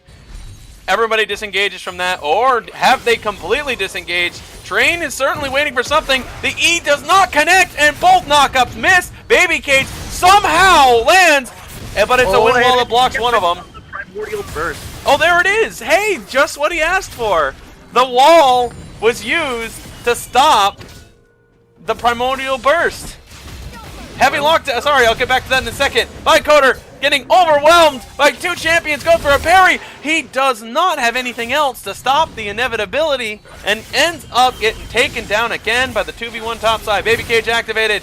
He goes for the ultimate. Baby Cage will not last long enough, and it will be SSJ Goku getting out of that troubling looking situation. Absolutely. butt-clenching situation for Goku over there in the mid lane. Death Shadow trying to do his best, trying to hope that just like Phoenix would walk right into the baby cage. He did not, was able to get the ultimate and get the ignite down, able to get that kill onto Death Shadow and barely walk away with his life, despite how much the minions wanted him to get caught and die. Despite how badly he wanted it, yeah. So I hope you're happy, by the way, King of Duo. You got what you wanted. He used the wind wall to block the ultimate that Death Shadow was going for. Still ends up taking out Zac anyway by making him lose his passive, but he did not manage to kill Zac. Speaking of Zac, he certainly stopped farming, and you can see what he wants to do. He goes for an E, gets it onto Chief. The CC has allowed Chief to misplay it. Ultimate use after he flashes. Chief trying to get as far away as possible. Ageless Tiger still alive, getting those auto attacks in there, certainly chipping away at the Zac health bar. And it will be no more trading going on and auto attacks. Wait a second. He wants to try it again. Train game. Trying to get another E to land. Certainly not going to get it. The pole connects again. A slow. Can we get a kill on this bot lane? And yes, they will. But Ezreal takes out the Kog'Maw on that small trade. And it's a 1-for-1. And Aegis Tiger still staying alive right now. Knockup connects. Ultimate used. It is so much damage. And the Ageless Tiger finally rests in peace 20 minutes into this match. Oof.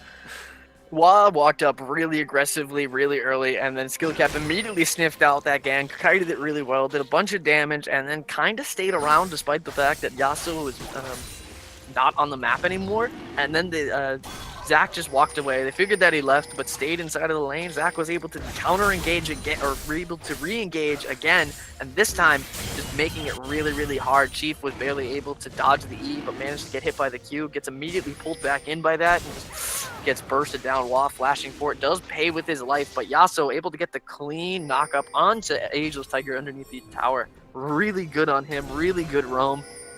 Not a lot of vision now on this Drake. They're certainly thinking about it. Yep, they're going to go ahead and get it started since Buggy's there. They're getting rid of control wards. It is now completely revealed, and Poppy has revealed it. Zac is nowhere near this to steal this at all, and it is a free Infernal Drake for Skill Cap Gaming. Great job on their part, and it seems to be the day of Infernals, as every custom game so far appears to be an Infernal Drake involved in some way, shape, or form. RNGesus is looking kindly on Skill Cap Gaming. The Death Shadow champion would absolutely love this, considering his R skills with that 1.1 AP ratio. Just being able to click on his only ability that he knows might land. Yes, true. Very true. So he's loving that, and the Ezreal not looking pretty kindly at that as well. Poppy probably not going to build the damage item. If he does, would be pretty good for her at this point in time, but I don't see it happening. Jack's liking that as well. That's free armor and MR. If he does build some AP, I don't think he will, but... So, Yasuo already building up a strong lead. This is exactly great for a 4-1 comp, but the problem is Coder, so far, has been struggling on every occasion due to the repeated ganks at topside, and Curly's just getting free ganks up there, so why stop now? Might as well just keep the pressure on topside and get those free kills. Certainly, SSJ Goku does not like... SSJG Goku, sorry. Does not like the fact that there's ganksmen up there so often. He certainly wants to join the party and have some of his own fun. Knock-up available. Here it goes again. Hurricane!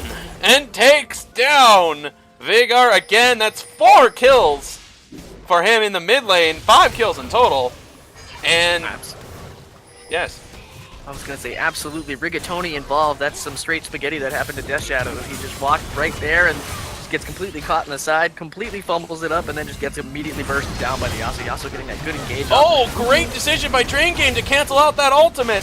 So that means he will stay in the playing field and stop the two of them from jumping the Yasuo. Great maneuver by Train Game to stop that inevitable play. Good work. As the siege now begins mid-side, they got the Herald. They're trying to force this tower down quick. Unstoppable, by the way. Yes, it is. Here we go. This won't take it out, but it's going to lower it by a lot. Stun connects. This could be enough damage. It's a double Q combo that takes out the Yasuo as he gets the double proc off along with Jax. And that's a quick first tower, and this is going to be a lot more. They're going to get maybe enough damage to take out this tower as well. They're certainly hitting it as fast as they can to keep the Herald alive. That tower is going to fall fast. They're going to try for one more. No, they will not. And they're going to let it go. All right, Army. Here's my question for you. Why is Buggy playing support role? They had... Whose man is this? Like, clearly, he's making these absolute wonderful roams. He's able to do great things for his team. He did get that TP, which saved that bot tier 1. That was able to save them from losing the first tower gold. They had managed to get it with that good roam in the mid lane. Made them both. Yeah. SSJ Goku did not have his ultimate. Train Game used his ultimate to not get knocked back behind them, and just oof. Well played by him, using that immediate Rift Herald call, getting 2 towers, just being this monster on this top lane. I have to admit, Coder certainly was not expecting so much to be gotten out of that Herald. They thought the defense was going to be strong enough, but Goku goes down fast. Train Game follows suit after the passive. And it, you know, in some better cases, you could have said, hey, they could have gotten themselves a inhibitor tower to go with that as well. Grab the trifecta in getting all those in such a short amount of time. But they just could not seem to want to put that extra effort in to try to do that. So they just said, you know what, take the safe choices, and they certainly are in the great benefit with now a 5k lead purely from killing both the Yasuo, Zac, and 2 towers forward as well. That's just great benefits. Death Shadow is the mastermind here, let's be honest. He was feeding the Super Saiyan Goku to get him that bounty kill so that he could give it to Poppy. So now Poppy got 600 gold from that kill. It was just entirely planned. Now Poppy is just going to hard carry and destroy this top lane. All the lines are starting to connect now. He wasn't a bad player this whole time. It was all part of this narrative. He put bits in for us to look bad. It was all a ruse. Bamboozled. Super hard. Oh man, looks to be another gank coming up here. Poppy, oh my goodness, is almost made out of titanium at this point. Zac coming in. It was supposed to be a condemn to get him off of Poppy, but well-timed ultimate again by Train Game stops that. Chief will not survive long enough. The second proc of the passive allows Coder to get health back and gets himself a quick kill. Thank goodness for that ultimate. Meanwhile, while is Yen trying to take out the tankiest Poppy you ever did see, and boy, could not seem to make that work out. They're going to try to siege at top side. Yasuo on bot side. Ezreal trying to get that wave to be shoved in. Jax looking to steal a camp is not going to be able to participate. The E deflected mid-air by Buggy. And Ezreal now fighting against the Yasuo. Jax is on the way down, but the top tower will fall fast. Heavy lockdown of CC. The ultimate, once again, does not kill anybody. And death will end up going down here. Curly is going to fight against Yasuo. The knock-up in play. The stun will end up connecting. And it's a Curly kill, as he'll be heading to steal the blue buff along with that play. I have to say, I'm a bit surprised Ezreal ended up going down there and end up getting killed by the Yasuo, but certainly couldn't get away from him, and I'm not too surprised about that. Yes, and that was like a whole lot of fun that just happened all across the map. Death Shadow got baited by Buggy when he went for that E engage onto the Zac in a 2v4. Death Shadow just not being able to do too much in that fight. He's just like, I can throw down my burst, but this is the Zac. He's got so much HP, and I don't have the damage yet to do anything about it. And then the Buggy having no mana for follow-up after his E realized that he has made a great... Oh boy, they really misjudged that one. Zac goes down very fast. In fact, I didn't think he was going to go down that quickly. But it's Buggy that made that so efficient, and it is the last auto attack from the passive W and from his third proc from his auto attack that completely removes Bad Star entirely from that play, and it's a Cloud Drake to go along with Skill Cap Gaming's advantage. Next will be Mountain Drake, and boy, it's the lottery for them because extra movement speed, extra damage to towers, and extra damage to champions. Nice spread, which is really good for everyone, as it is not in everybody's benefit to have every single Infernal Drake possible. Sometimes it's better to just have a little here, a little there, and a little there, and this is definitely where you can get a lot of everything so far. Absolutely. Absolutely, I agree. And Buggy's been like the star of this game. Not only it was Intercepted. able to completely deny. Bubble connects. Ultimate's used. Damage is flying all over the map, and somehow nobody dies. But great job by Poppy again. His ability to see Zach coming over the wall is on point this match. He won't be able to stop it this time. No! Mid-air dive to stop him! And it will be no one stopping him at that point. SJ Goku now the split pusher, trying to take the mid tower. It's Ezreal's the only one to defend against it. They're beginning the rotation down to Yasuo. TP coming in by Fiora as he's going to try to do something. The mid tower goes down and Goku racing upwards. Will probably join Fiora, but we'll certainly see what's happened now. Curly on the chase, the stun lockdown, the double stun combo, and there is not a champion alive that's going to survive that. Absolutely, so much action. As I was just praising, Buggy does another crazy thing, denies the Zac E, denies it twice in the time of that fight. An absolute madman on this champion. He's been the hard carry for this team, was able to save that tier 1 in the mid lane. It did fall during that other fight that we were watching, but he was able to save it, eat into Baron started up, by the way, as you're talking. Yes, but let's see how far it goes. 2,000 on it now. Zac on the intercepted path. Poppy has stopped it before. Ultimate used, will swing and will miss. He uses the E to push Zac out. He still has his W up to stop Train Game. It will be another attempt. He's going to use his ultimate to try to help out, but it's too much damage, and everybody starts jumping over the wall as they have the Baron well in their hands. Curly nearly goes down, and Poppy's tankiness is too powerful at this stage of the game. I will say that in all of that fight, Death Shadow missing his ultimate once again, ulted the Zac when he had his passive, when he was only at 100 HP. Oof. Bye-bye, Ezreal. Goodbye, sayonara. Tiger getting caught out after getting that Baron. Super Saiyan Goku showing him how much he can try and carry this game, going Super Saiyan himself. So, the game, if you look at it kill-wise, even. You know, you look at the money-wise, it's an entirely different story. My goodness, although the game is kill-wise evenly, it is still going really well for Skillcat Gaming as they've got objective after objective after objective secured multiple times, multiple ways, and it's just really good ability of play by Skillcat Gaming that they just could use a really nice win here. E fired by Train Game and will be a miss, and it's nothing actually going on, and I'll switch it to you. Oof. Nami just showing him that he's got the blue suede shoes on, despite the fact that he is a mermaid. But absolutely monstrous. Buggy has been like just doing so well on this Poppy, and he's been able to get such good macro plays going for his team. It's been absolutely insane. They're able to get exactly what they need. Fiora's trying to get a split push going, did go opt for the Black Cleaver build into this Poppy, but this Poppy is only a dead man's plate. I'm not even sure if that was probably the correct thing to do. But damn, this game is looking pretty sad for Lobster at this point in time. They do still have this Kog'Maw scaling and the Yasuo scaling as well, but I don't know. There's a lot of denial for the Yasuo in these team fights, and if Veigar even just looks at Kog'Maw funny, will probably just make him disappear if the Primordial Burst doesn't get windwalled. The damage right now has been in some benefit, but it looks like Buggy will not be able to use his E here to help push the baby cage in on Yasuo, but it is going to be a member knocked away. Lulu will get rejected.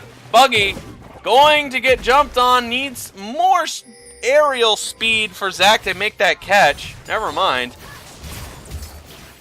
Buggy able to buy time with the ultimate, the Keeper's Verdict. Oh! So many skill shots, so many misses. Buggy, he finally gets knocked up, and this will be Kog'Maw taking out the health bar of that very tanky Poppy, and finally they get through it. And this is a big swinging momentum for their team as they are now beginning to siege in mid-side. Their 4v1 comp is now working very nicely for the moment. right as I praise Boogie for having these good macro plays for his team, they're invading the bot side jungle, but there's literally nothing for them to be getting there. There's no reason. There's still 2 towers that you could be getting on the top side that are basically freestanding gold. Just getting completely caught out with your pants down for no reason. Ageless Tiger still not even there. You're just Buggy and Death Shadow, and Death Shadow is not the backup you want, Buggy. Stand around your AD carry, please. Curly is not going against Coder again. No health this time. Coder used a lot of his mana trying to clear out the wave quickly. Curly is definitely tanky enough here, and Coder got nowhere to run. He's trying to utilize the tower, but I think he forgot what stage of the game that was, as Curly essentially took 0 damage from the turret. I think he was assuming, despite it being 26 minutes in, it was actually 16 minutes in, because that's a tanky Jax, and that Jax is not going to be taken out very easily. Absolutely not. That Jax is a Trinity Force. He almost has a Steric Cage. He probably has it upon buying as soon as he's been power farming like a monster. Also able to get so much pressure for the top lane. He's been like the hidden star. Use. No, it will be denied by Yasuo. Zac takes the easy kill. Knock up. Buggy gonna stop it. Stun lockdowns are on play. Damages are coming through. Ultimate by Yasuo. Poppy still standing. Still in the play. Yasuo gets bursted, and it looks to be Lulu trying to take out Poppy. Big mistake. Lulu is now on the run. Coder is in on the play to help, but Poppy is still standing and pushing with his team. That rotation has completely backfired on him, and they're going to grab an inhibitor for it. Triumph OP. Just able to get that kill on. Lulu went for the flash auto attack onto Buggy. Maybe the Ignite 2 did have it up, was not able to get in range of the flash. That's Buggy's overall movement speed. Gonna be an interesting call if they go for the end. It will be a call for the end. They're gonna try to win it here. Zac is alive. Kog'Maw's alive. The rejection by Poppy. The damage. They push him into the baby cage. Kog'Maw can't survive long enough. And this is actually the big victory for Skill Cap Gaming. Here we go. All the teams that have been having a good break here. Here comes Yasuo still alive. They're wanting to back up. They want Yasuo to be in a bad spot. Ultimate connects. Yasuo chasing. He's got a triple. He's looking for the quadra. He's gonna have it. He's got a penta right here, and he's gonna cleave Ezreal's skull right off for it. Pentakill for SSJG Goku. Oof, the end was a little bit greedy there. They were able to show the Yasuo play as a good pentakill right there for SSJG Goku. They probably should have backed after that. They got the Nexus turrets. They didn't really need to try and stay any longer. They probably could have just taken one and left, I think, at that point in time. But just they got a little greedy. They got a little headstrong. Thought that they could do more, but they weren't able to get it. They are going to be able to get some good pressure off this. Going to be able to set up for Baron, get maybe a tower or two. There's a big wave in the top side that Fjord might be able to push into that tower. Maybe even get it before Skill Cap can respawn. It's big. They did not have their CC lockdowns. They did not have a lot of their abilities up. Sorry, it looks like a bit of a freeze on my time. I'm going to have to fast forward just a smidge there. Okay, there we go. There we go. Now my time should be back on the right spot. Anyway, so minor delays here, folks. Sorry about that. But to get back to the point, yes, you are correct. They used a lot of their CCs a little too prematurely, and SHA Goku had freedom, all the freedom in the world to just play Yasuo in that situation. No CC was able to be landed, no predictions for where he was going. They just ran from him. Once all the CC ran out, SSJ Goku gets this free combo and gets the free penta for himself. And it is just purely based off of the team just when they didn't have CC to just risk it all to try something. Alt connection. Yasuo already very strong here. Killer gonna get some damage. The stun lockup here is gonna get one member down. The GA procced. He's trying to get the damage to come through. The Yasuo will not get out of this one. The easy ultimate by Vigar, and this may be the game here, folks. Ezreal gets another kill for the triple, and that is it. All the momentum Yasuo just swung it out has evaporated. And the quadra kill for Ageless Tiger as he takes the big victory for his team. Absolutely, well done. Curly Killer able to bait them out for so very long. He's such a tanky champion at this point in time. Yasuo having a very hard time trying to kill Jax with his a counter-strike on. It makes him so hard when you're an auto-attack based champion. You're like, what do I do here? It doesn't matter if my ultimate's like prepped and I have all this armor penetration. I can't hit you. Tough done by matchup for our for Goku here. He went Super Saiyan, but it just wasn't enough for the Ezreal. Just too much blasting damage, just too much for Goku to keep the fight going. Wasn't enough. They put too much resources trying to go for another catch. They thought they had the bigger momentum going into that, and it was sorely mistaken. Big greatness coming from SSJG Goku as he was able to make that a massive turnarounding point. He ends up not the highest amount of money as Ezreal gets the Quadra to take the lead away in gold from him. Bit of a shame after that Penta. You certainly thought maybe this game's not quite over yet, but big plays were made. And also that the Klepto proc's helping him out a lot, and also his farm was absolutely insane for most of that game. On Ageless Tiger, having 293 CS in a 30-minute game, almost 10 CS a minute. That's really good for him. Yeah, damage was great. Yasuo certainly did put on his carrying pants for this situation, but it was just not enough here. But you gotta take a look over here at Bygone Coder, 3,000 damage to champions as a Fiora. Not even the supports on either side was damaging as low as that guy. Definitely going to have to go back into the playbook and start practicing a bit in the future for this guy. Really, I'd say a pretty solid factor for why that game was a bit of a struggle for his team. But definitely struggles on his own part. He certainly did not look comfortable on that Fiora. And he definitely seemed to have a lot of struggles in that matchup. Poppy just made great rotations, great jobs, and just looked really good in that matchup there. Although, could have went a little bit better. Bygone Coder certainly had his struggles. Let's hope next time he's up to bat, he will have a better time for sure.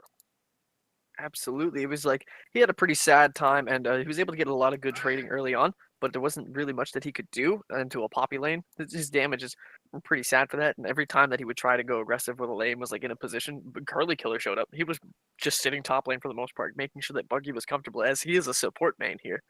Of course, yes. So back to the notion here. Vision score. We'll have to skip a couple of steps here because we're getting close on the time. Next game's coming up pretty soon. Vision score 50 by the Nami, 44 by the Jax. Definitely a good high vision score, but you know what also was pretty high? I'm going to have to say the opponent's vision score seemed to be pretty well on that as well. 44, sporting a 44-42. Really good numbers on the vision score counter. And I bet it's because there's a lot of control wards that were placed. I bet everyone on their team did. Poppy! Buggy, the support main. The support main didn't buy a control ward! Alright, Supreme Leaders, I need this man shamed. This man needs to be removed! He's a support main and didn't even buy a control ward, and he played What kind of reverse logic is that? He played so great in the game! How did he forget about a control ward? Too busy with his carry pants, too busy playmaking to think about being a vision hog. The only thing I have to say is that with that, no control wards purchased, Death Shadow played better than you. Nah, yeah, you know what? Absolute monster. What is wrong with you? All right.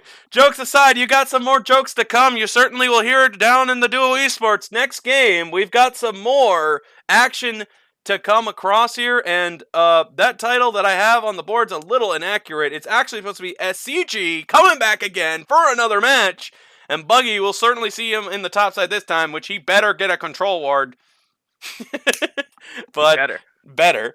They'll be going against less Eskimos. Let's see if they're going to keep that win streak coming. You'll find out coming up soon.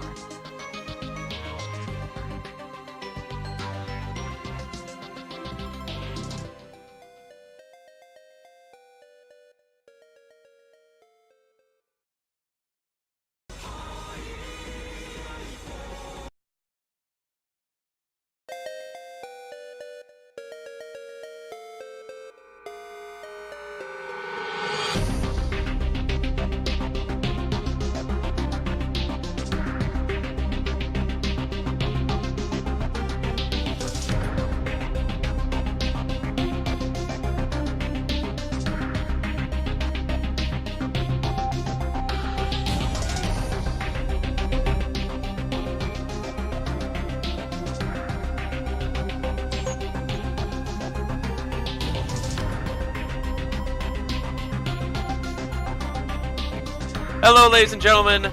My name is Army Overlord, and we've got a match between Skillcap Gaming and Eskimos coming up. Wait a second. Wait a minute here. Wait a second. One of those people aren't here. That's right. We have on the blue side Skillcap Gaming, and they are playing against some of the fine members of Duo Esports because we have some time before the next game, and Lay Eskimos were unable to make this match. So, Skillcap Gaming are going to go ahead and take the 2-0 victory for today. Congratulations to them. That'll certainly be a big boost in the standings. So, yep, it'll be very good for their week to come. Their stats are definitely going to look very nice from that. So they automatically get it, of course, as you mentioned. This match does have nothing to do with that, except for the street cred and credibility. It's going to be pretty fun to see all these other team members in the team watch party ready to play a match just for the sake of funsies, to see what's going to come around. Voss is in this, by the way. Gonna love to see what kind of mid-laning thing he's going to do. That'll be pretty they're up fun. against some like star-studded players on the other side, actually. This is a pretty tough game for a Skillcap, if I had to say so. Two members from last season's reigning champions, Naughty Nips, GVG, Gimpy, on one of the #1 teams, Conquer. Also Naughty Nips doing pretty good right now. Shuno, 80 carry. Even though EG isn't on a hot streak, Shuno does like to say he can hold his own, so. And also Season 2, returning overall MVP, Barbie's Naughty, in the support role, the main role, and it should be pretty good. Gimpy, not going to be able to play the Vi. I'm already disappointed. Alright, whatever, FF. Denied of that opportunity. By the way, just for context, for those of you at home who are wondering what the DWP means, it's Duo Watch Party. That is the initials of the watch party that happened to be sitting in the audience at home that said they wanted to play. So, this will be covering for the match to come, and as you saw on the board, we still have Havoc versus Roasted Black Pepper coming up after that one. Death Shadow being extremely targeted right now. I'm sorry to cut you off. I'm laughing over here at the Anivia Vigar Karthus bands. They want this man to be extremely uncomfortable. However, I am super hyped up, even though Lee Sin is picked. If you can't have my #1 favorite jungler, go for the #2. Gimpy sitting at the Xin Zhao. Will he be the Fed Xin Zhao that arrives onto the battlefield? Or will it be actually the Kane? And it will be the Kane. Curly D-Kane. D-Kane. Coming down. Not getting the +6, but getting the dark out of form stacks? I don't know. Yeah. Getting the darkness. Mundo, super strong. Zoe, super strong. So much damage and just OP-ness drafted on a Skillcap. This should be pretty interesting. Is Gimpy able to have any early game impact, even though he's against Lee Sin? That'll be probably the biggest question pre-15 minutes. And the Mundo as well, by the way. That's going to be pretty fun. Chief is now topside. It appears to be Buggy back into the support role, who didn't buy a control ward last time. Better do it this time, I swear. If he doesn't, we'll definitely call him out on it. Hopefully his coach goes in and slaps him around a little bit, makes him sleep with a control ward at night, so he gets a little more familiar with the item. But yeah, going away from picks and bans real quick, like you said, our next game is going to be right after this one at 5 p.m. It'll be Havoc versus Roasted Black Pepper. And Havoc, coming off of a huge win earlier today, took out one of the top teams, OC Nation. And coming from a completely new team, and considering some of the members on that roster, that's a huge, huge upset. Yes, it is, and it is even more interesting to see where the bot lane matchup is going to be for Skillcap.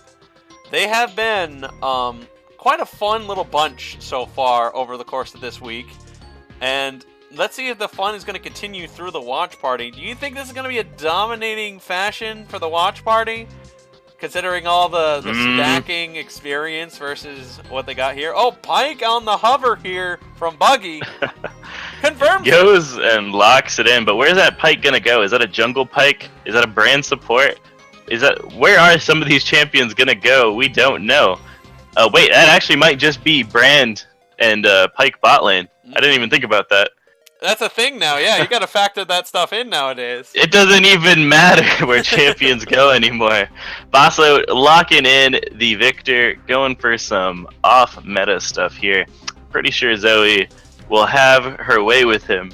But we don't know. We haven't seen Death Shadow on the Zoe so far, I don't believe. So should be pretty exciting matchup. Barbie's Naughty picking out the Nami. We all know signature champions here, really making waves with that support. Come on, all right. GBG GBG embracing the new meta, and is a really big fan of Aatrox currently. Even though he's about to get reworked. Speaking of which, how actually do you think that's going to affect him right now? Because right now he's super strong. Do you think the rework is going to take him away from the meta? I think with the way the rework is designed, it's got to be a lot of fun factor for a lot of Riven players, because that's essentially, here is Riven, but better. So, yeah, a little bit of more fun with that type of notion. But I think this kind of catapults him right into the meta. I mean, a champion that essentially in a team fight that can disrupt people from just skill spamming and skill shotting over and over and over, or anybody in a channel that you can just instantly get them out of it and then have just a nice little knock-up to kind of disrupt the battlefield, keep him in play, keep him in position. Aatrox seems like not only a strong split pusher, but a really good surprise team fighter that can just instantly turn a battlefield right onto its head. And I feel like that's essentially what Riven did when Riven was around, but Aatrox is like, here's a little bit better in a lot of good ways. So we got about 2 minutes left.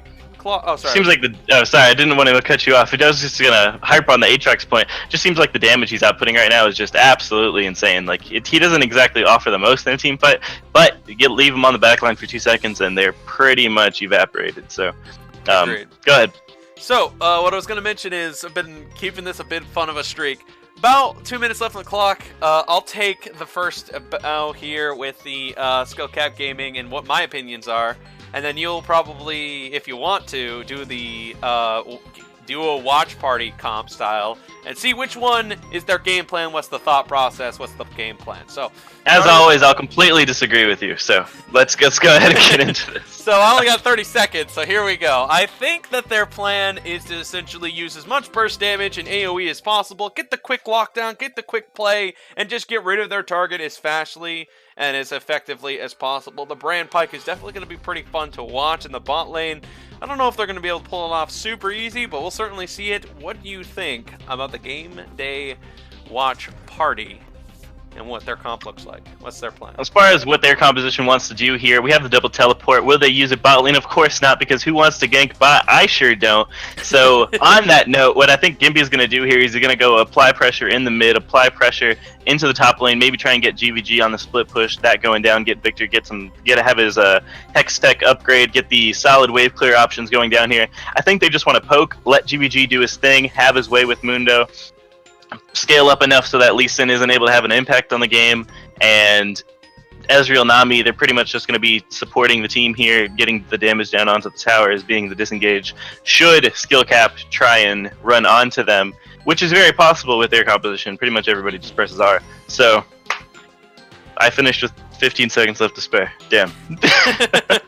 Well, hey, I gotta say, I'm glad for that impromptu situation. You certainly nailed it, in my opinion. We'll get right into the match in here for a second, folks, but I have been working for about 3 hours, and I haven't gotten a single drink, so could I, don't put it on my record, but could I go get some water? Alright, go ahead as we load up into the loading screen. I'll get the camera work before anything else. As Army fades away into the distance, we lost another one. The tragedies of Duo Esports. Taking a quick look here at some of the mastery choices, if this screen ever decides to pop up. We do have Electrocute on both junglers, both wanting to go for the early game pressure, Airy onto Victor as opposed to Comet. A little bit of an interesting choice, but I believe it does help with his Q pokes, or Q trades in lane a little bit. Comet going down onto the Brand, wanting the insane damage. Aftershock on Pike, little interesting. Some opt to go the Electrocute route, but might be going a little bit tankier, seeing that he will be having to deal with the Nami Ezreal poke in lane.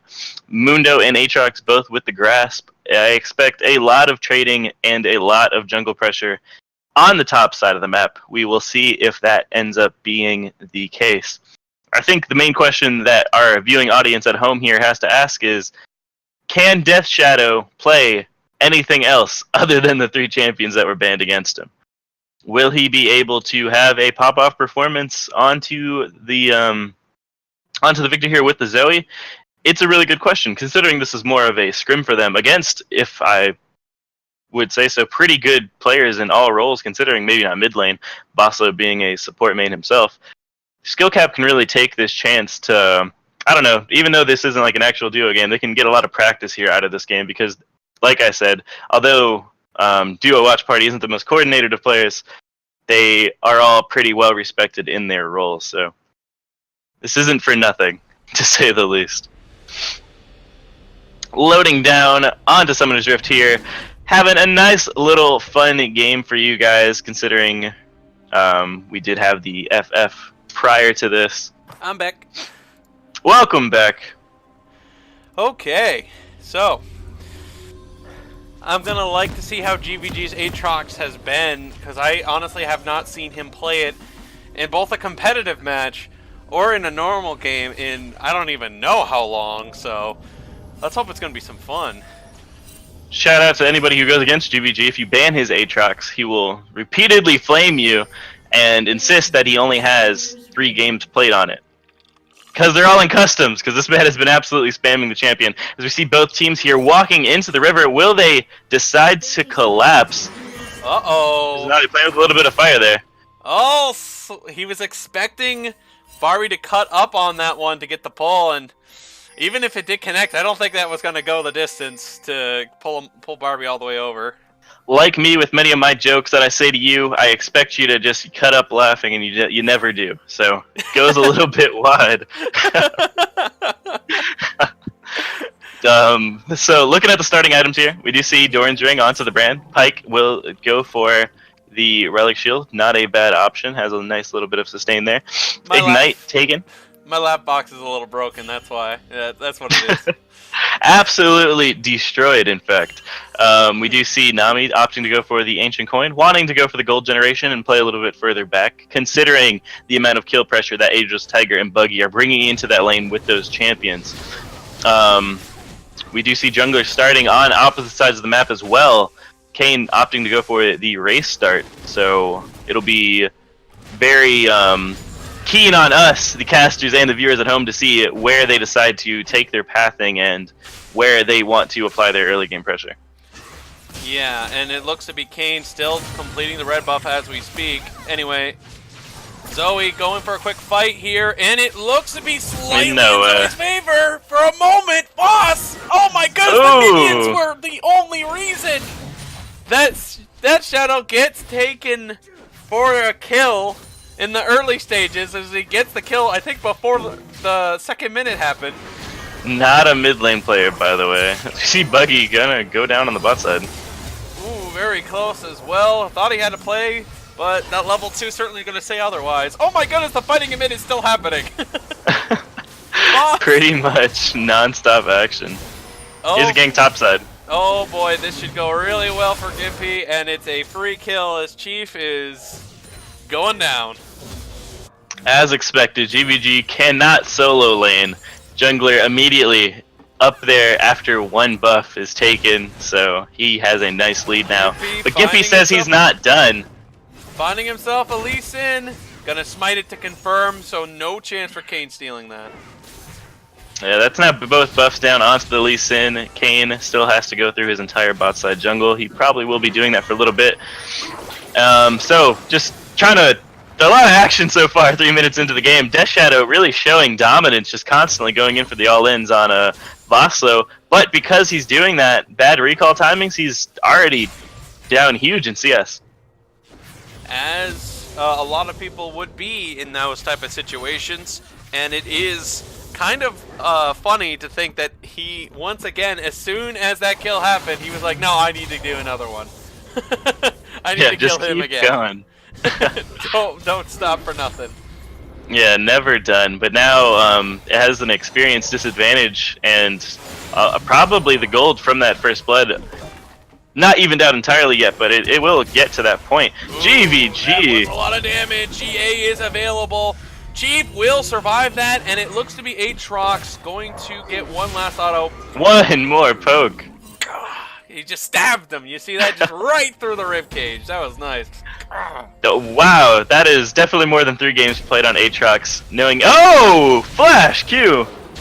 Or maybe it wasn't, as Aatrox goes down shortly afterwards. But we're not done. All-ins going down on both sides of the map. And Barbie will survive, taking the patented barrier that she always takes all the time in the supporting role. Was the winning summoner spell in the championship match, if I remember. Well, I do correctly. think in that specific matchup with the Brand Pike, I do think Barrier is a really good summoner choice because I can't even talk. Speaking of that, it is that so close to dying, and it's Voss with the commitment, goes for the flash to get the proc on the Q to take him out.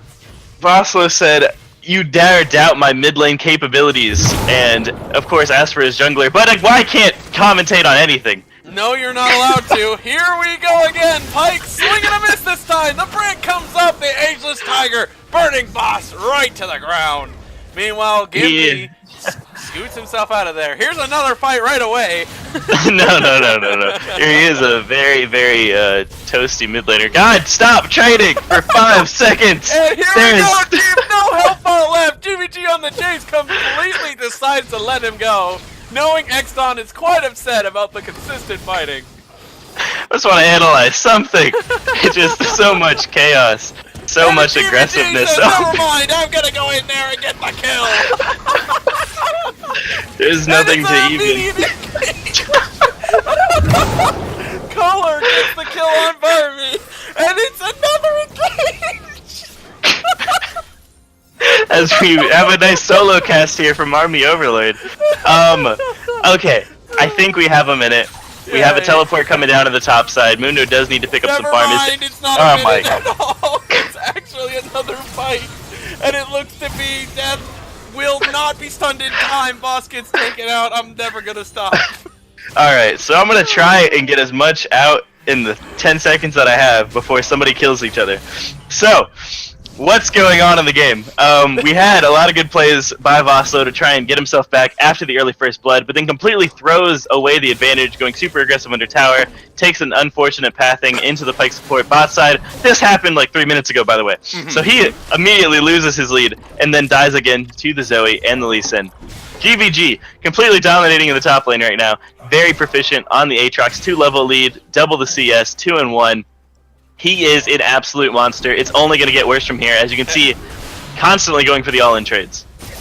So, good trade there as well, as he does manage to get a little bit of his health lost, but Mundo's low before the ultimate comes up. Oh my goodness! Curly's going in on that play! He's going to have no retreat! No, he does! He gets to the minion in time! The damage burst by Death Shadow, and it looks to be Pike coming in as well!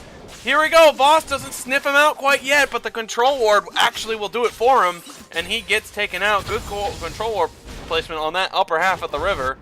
So much roaming from Buggy onto this support Pike pick. He is constantly on both sides of the river, really making Vosslo have to respect the... the stun connects, but it is not going to be a lot of health percentage damage yet. And GVG looking for the burst, that's going to definitely be enough for him. Meanwhile, another fight breaks out yet again. It looks to be more damage coming through. Its death will almost Vosslo doing really good there. Yeah, very well timed on that one. Passive connects, damage coming through. Pike needs one more. Barrier comes up again, and that is a good decision, as you mentioned earlier, by getting the barrier, because Barbie would have definitely died there without it. Well, any other summoner, when you have that much damage in a lane, Exhaust really isn't going to help. If you get caught, Barrier is probably your best bet. And just the cooldown on it makes it so useful. So it's pretty much up every time Ignite is, and every time they want to all-in, she's able to have access to it. Any other summoner, 100% dead there. So. Yeah, I see what you're saying. It's definitely good. It's working really well for Barbie, who only has 1 death, which could have been 3 if it wasn't for the fact that the barrier has been coming up when it can. Here we go again, though. Another jump in, but it won't be a stun. Shuno gets a little CC lockdown. Stun needs to connect. It will be in connection. He needs the W and the last auto to come through. Shuno finally goes down. And Ageless Tiger on this brand is really popping off. He is just, you can say he's on fire right now. He is just hitting stun after stun, hitting the abilities when he needs to hit him, understands how the ult needs to bounce, and then stop fighting, stop. And it's a quick trade again, and Chief doesn't have his masochism ready, so GVG might have another chance. His ult is now available. He might go for an all-in here. Meanwhile, another fight breaks out again. In the able to really leave tower at all. And another fight. No. And now the Scuttle Crabs are fighting. Yeah, it's actually pretty interesting because I think we've seen more ganks so far right now out of Buggy than we actually have Curly Killer with the Lee Sin. So, all in all, 9 minutes into the game, despite the constant back and forth fighting, the game is actually completely even, 66 in kills, and Gold lead completely. Knockout pretty easy. The damage was definitely enough, and GVG gets the kill again. That time I didn't even try to make it a comedic joke. It's just happening now. All the time. GVG is just having his way right now. Unstoppable as well. No dive in the world. It's gonna make and that. Because of the pressure he was just able to draw topside, the rest of his team respawns, are able to pick up the free dragon, even though they're losing bot side. Yeah, just an absolute crazy game. You were expecting another fight to break out. Well, GVG should go ahead and teleport back top lane here to try and save the tower. I'd agree with that logic. Honestly, I could think he could 1v3 as soon as his ultimate's available. Yeah, but it's not going to be for a while. Definitely going to have to be another 30 seconds, I'd say. So I think he'd rather give up the tower. Might be in his better interest for his survivability, for sure. I think it's a little bit of a misplay here, giving up the tower. I don't think he would have died had he went ahead and chose to follow through with the teleport, had the Merc Treads, had a little bit of HP to back him up. Look at the juke and jiving by Brand trying to navigate those hitboxes. Look at him. Gets hit anyway by the Mystic Shot. Yeah, so no objectives on the board just yet as teams start to position around the Herald. No one really able to take it currently. As they send Mundo mid, because he's like, stop the bleeding. 34 CS to 77. It's only going to get worse. Aatrox is going to start roaming down here. Here we go. Gimpy gets ignited immediately, and it will be him backing off right away. Yeah, are they done backing off, though? Yeah, that's not backing off on that one. Buggy tries to save Zoe, but definitely not going to work out. The W comes up. Another knock-up. The electrocute does come through, and the quick burst by Voss gets the kill off the flash.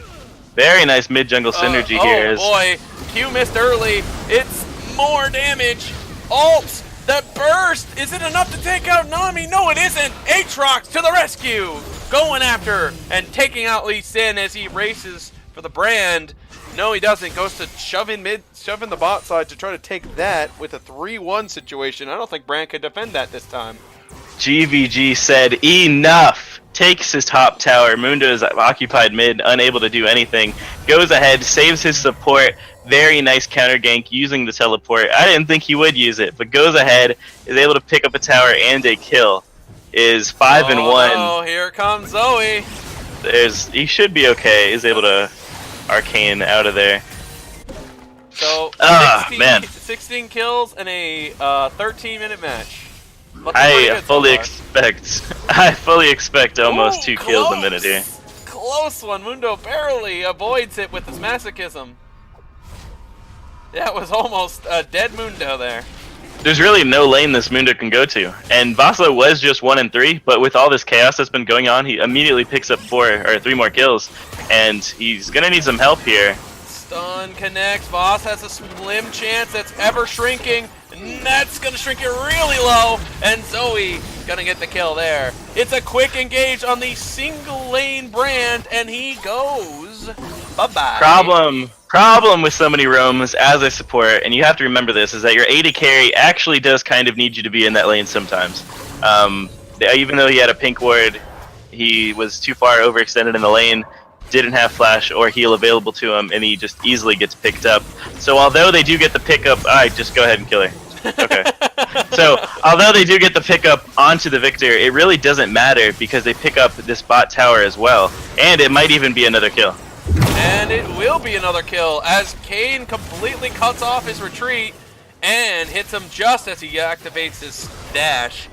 Would be a very nice way to take advantage of the solo man bot lane, but continue to abuse the fact that Shuno and Barbie have done absolutely nothing to try to force anything on that brand.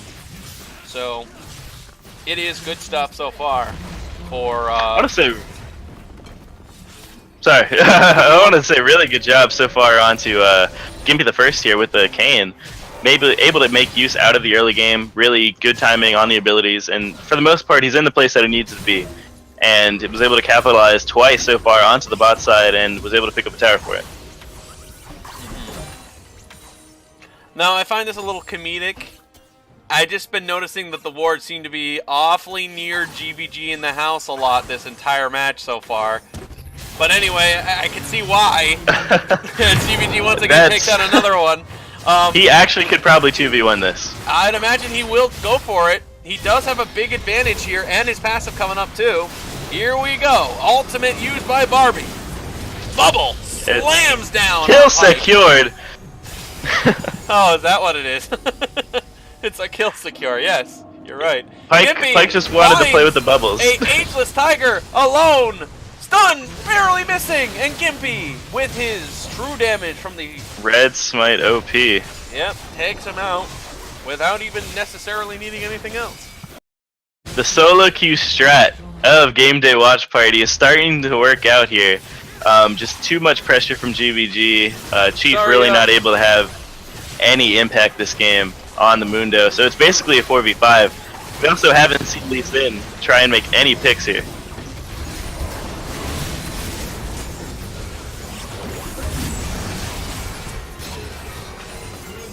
And you can see right there, even though it's 15 minutes in the game, they're diving them under the inhibitor tower. And it's just so much damage from the Kane, from the Aatrox. It appears that the mic check is looking like it's working right now. Can you hear me, Exxon? You're very distant. Oh, it's doing... Okay, I understand what that's going on, but the game appears to be ending pretty soon. Sorry for the technical issues. Yeah, it was just... it was such a minor thing that I did. I didn't expect any errors to come from that. Oh, Shuno, little disrespect as he was stunned, by the way. He backs right on the stun, knowing he has nothing to worry about. What a ballsy individual right there, folks. You might need to unplug and replug your mic. Alright, I'll certainly do that. Let me see, did that fix it? No. Okay. Well then, let's see. Sounds like you're using your webcam. Ah, I see. Yeah, I'd imagine that may be what's going on with that. Either way, while Army Overlord is fixing his mic, go ahead and the Infernal Dragon. Lee Sin did get a tower in exchange, but like as he goes for the steal, ends up trading his life for nothing. Mic check again, can you hear me? Same issue. Alright, well, it seems to be rather an annoying occurrence, so I'll just keep a little bit on the quiet side and try to avoid any serious conversating as Exxon will cover for me until I can get my microphone finally corrected. Sorry about that, folks. All okay. We're here with you until the end. I don't think this is a fight that they want to take. This is a full-on assassin Kane they have to deal with here as Boss goes ahead, picks up the kill onto the Lee Sin, and Gimpy says, I'm not done. He's 7-0, full lethality almost, and he picks up the Zoe Buggy. He did proc the sleep, but it's not enough damage. And can he get the chase down kill? It lands with the last tip of the W skill shot, and there is just skill cap completely fell apart here after about 10 minutes. As soon as they sent Mundo mid, all rotations were done, any form of team coordination was done, and we are just watching the slaughter of the lambs at this point. It's a bit of a shame. I still don't think I got my microphone corrected here, and it looks like I can't seem to do it without breaking from the video feed. So I'm just going to hope this match ends pretty soon. Can't seem to fix this situation as of this very moment, I'm afraid. You might get your wish as they start hitting down onto this tier 2 bot tower. Gonna have to hope so, but I'll keep my conversation to a minimum for the time being. But I am curious to what I sound like from webcam to my headphones. I know it's drastically different and worse, but I'm actually quite curious. But for the time being, it's like you sound the same, but you're stuck in a tiny cup. Oh. So like a cup like this? No, like a teacup. Oh, a teacup. Okay. GBG, taking no prisoners, picks up the blue buff for himself because what does Aatrox need? 10% more CDR. Has the Rage Blade, has the Titanic Hydra fully completed. 7-1, almost Flame Horizon over Chief 264 here.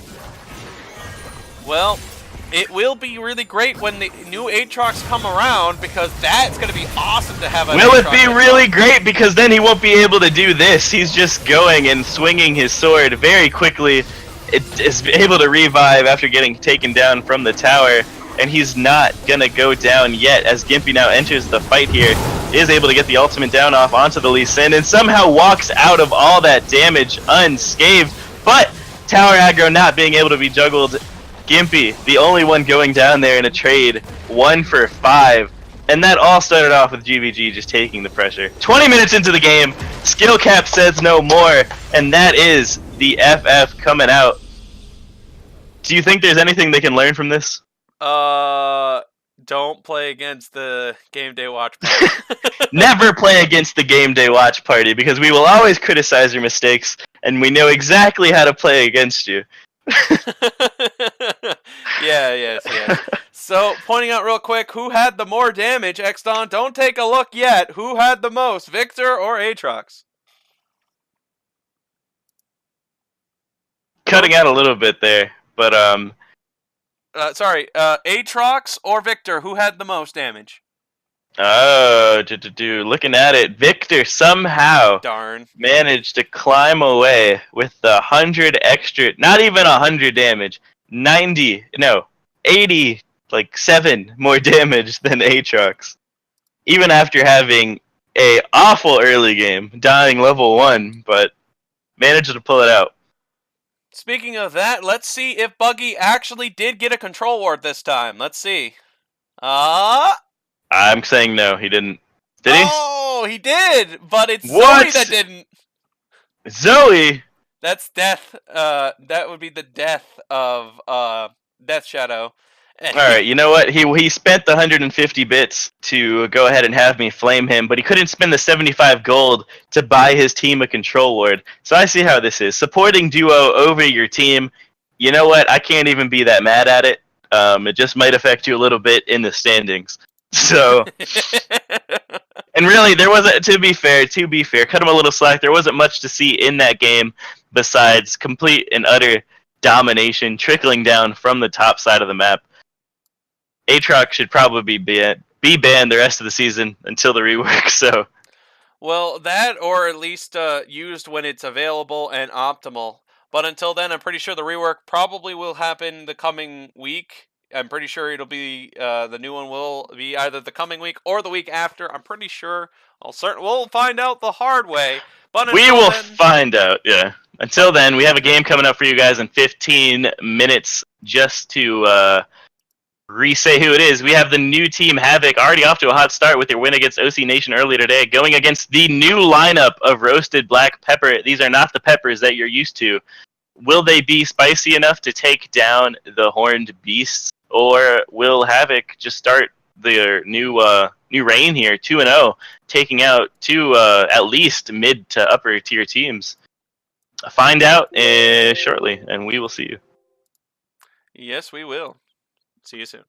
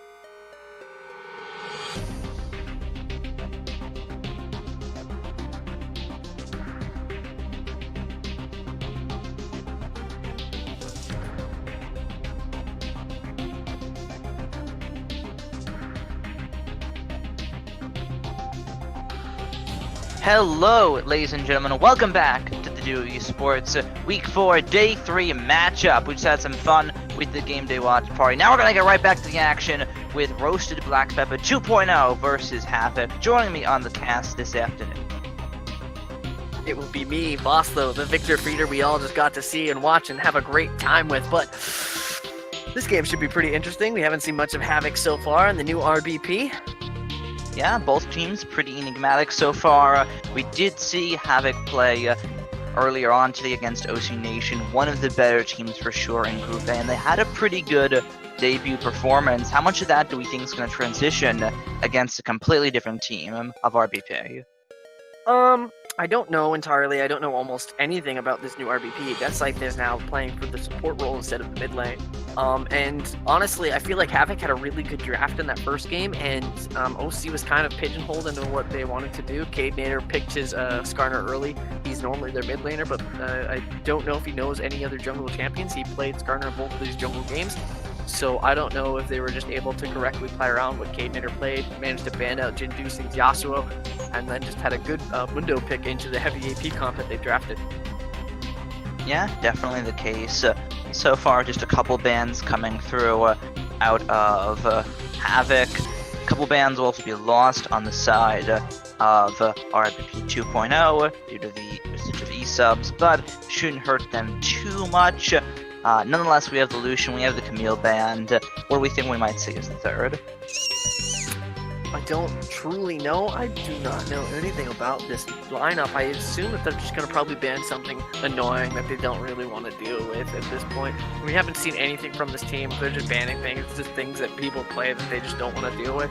So, and a Kali ban, yeah, see, just something that nobody really wants to deal with, even if somebody plays it. Alright, fair enough. The first pickup for RBP is the third and only ban that they will get so far. Will be the Vladimir, away from presumably Core. Not 100% sure with that ban, but it's still the choice by RBP 2.0. And as I was about to mention, the Anivia locked in makes the Vlad ban a little questionable, but Core gets his Anivia. I was pretty confused by it. Core had a really good showing on that Anivia earlier, and now he's going to get to play it again. I'm pretty sure that it's like his most played champion as well, so I don't understand the Vladimir ban unless you just don't want to deal with it. But he played really well on it and had some really good plays on the champion, and now he's going to be able to show us again, and we just see an answer with a brand. If we do, brand locked in. The follow-up pick on the side of RBP could go with almost anything here. They're going to go in with the Irelia that could be flexing on the top lane or the mid lane. Or the AD carry. That too. So pretty big flex pick coming in for RBP. Their comp still pretty much a very large question mark at this point in time. Not exactly sure what they're going to get. Hopefully this next pickup will define something in their comp that's not as flexible. We do see an immediate razzle-frazzle with the Trundle again. Also a good showing on that champion. Anivia and Trundle having such good synergy with one another, having the ability to create terrain and be so annoying and have so much zone control that you have to deal with. And then an Ezreal pickup as well for the AD carry. Good safe pick for Yeso. Something that you can be more comfortable on and be safe. Just getting good poke in with the Qs. And then a Jax pickup for what I assume is the jungle. As would I for Kyodai in the jungle here. Walking into the second stage of bans where RBP are going to have some more. For sure, they can target a couple of the roles right now. They're able to target the support and presumably the top lane.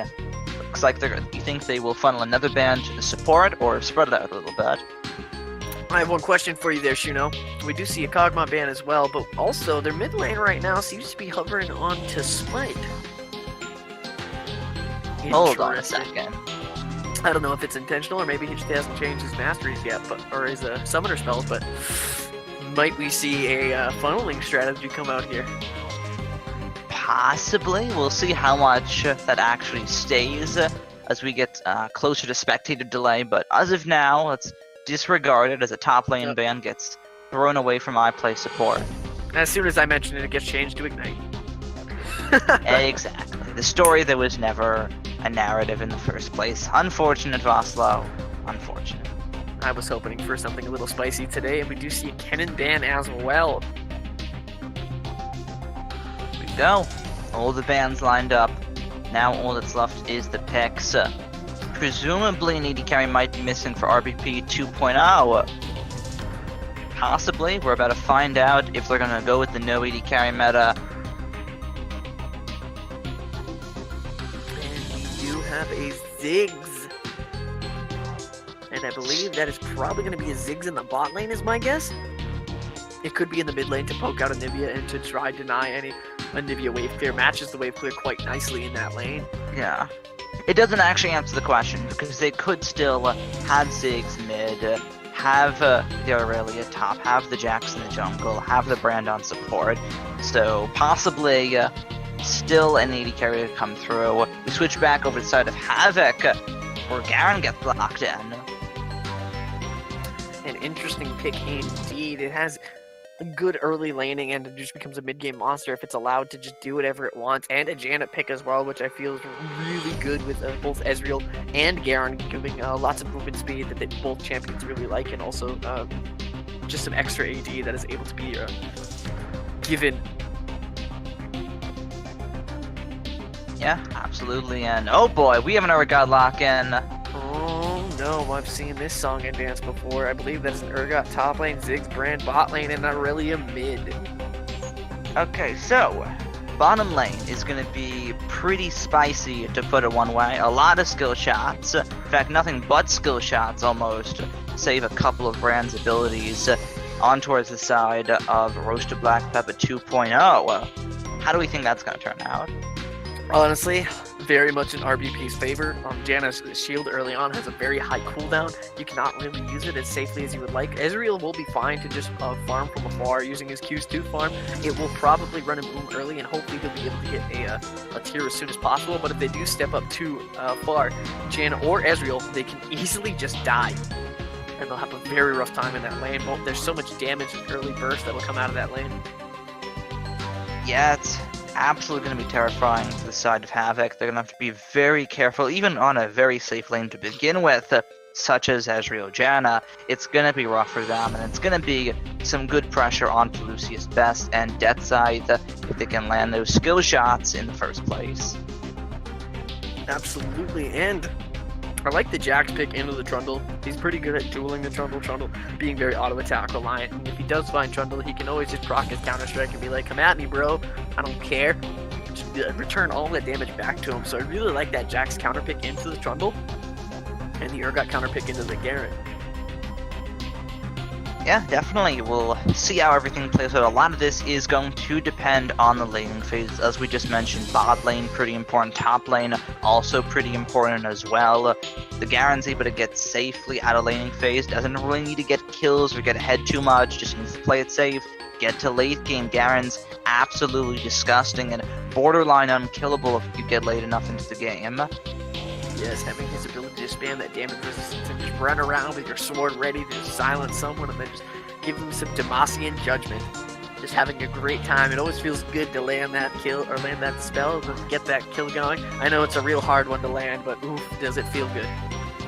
Oh, yes it does, and we look at the lack of peel as well on the side of RBP. Most of their champions very much go in-esque, or just kind of poke them from a distance. If you have a Garen running at you, there's almost no way to get out. Satchel Charge will only do so much, and Lucy's Best might be in a lot of trouble if the Garen's flying at him.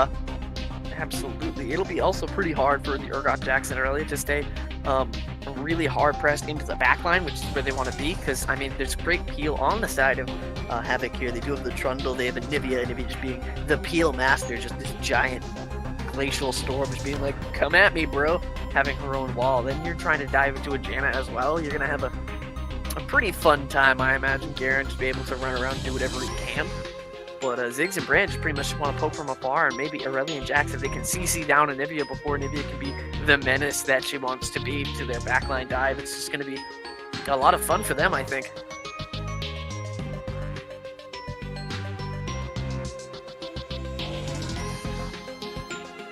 I'm also pretty excited to see how this game will develop. I feel like this mid game will see a lot of crazy things happen.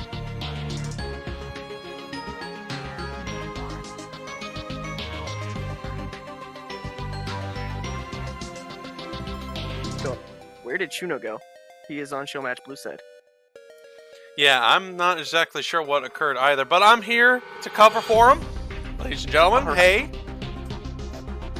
I am fed, and I am ready to help. I'll wait for Chuno as long as I can. I'm sure he'll be back momentarily, but I'll cover over for his position for the time being. Couldn't hurt me, couldn't hurt you. Let's do some League of Legends gameplay! Woo! We were just talking about the compositions, and I feel how the mid game will be a very big determining factor for both teams here.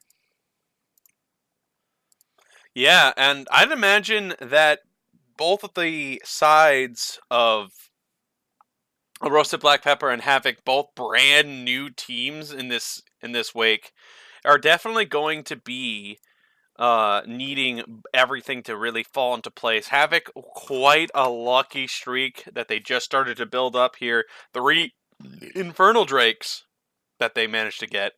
Sorry, pardon me.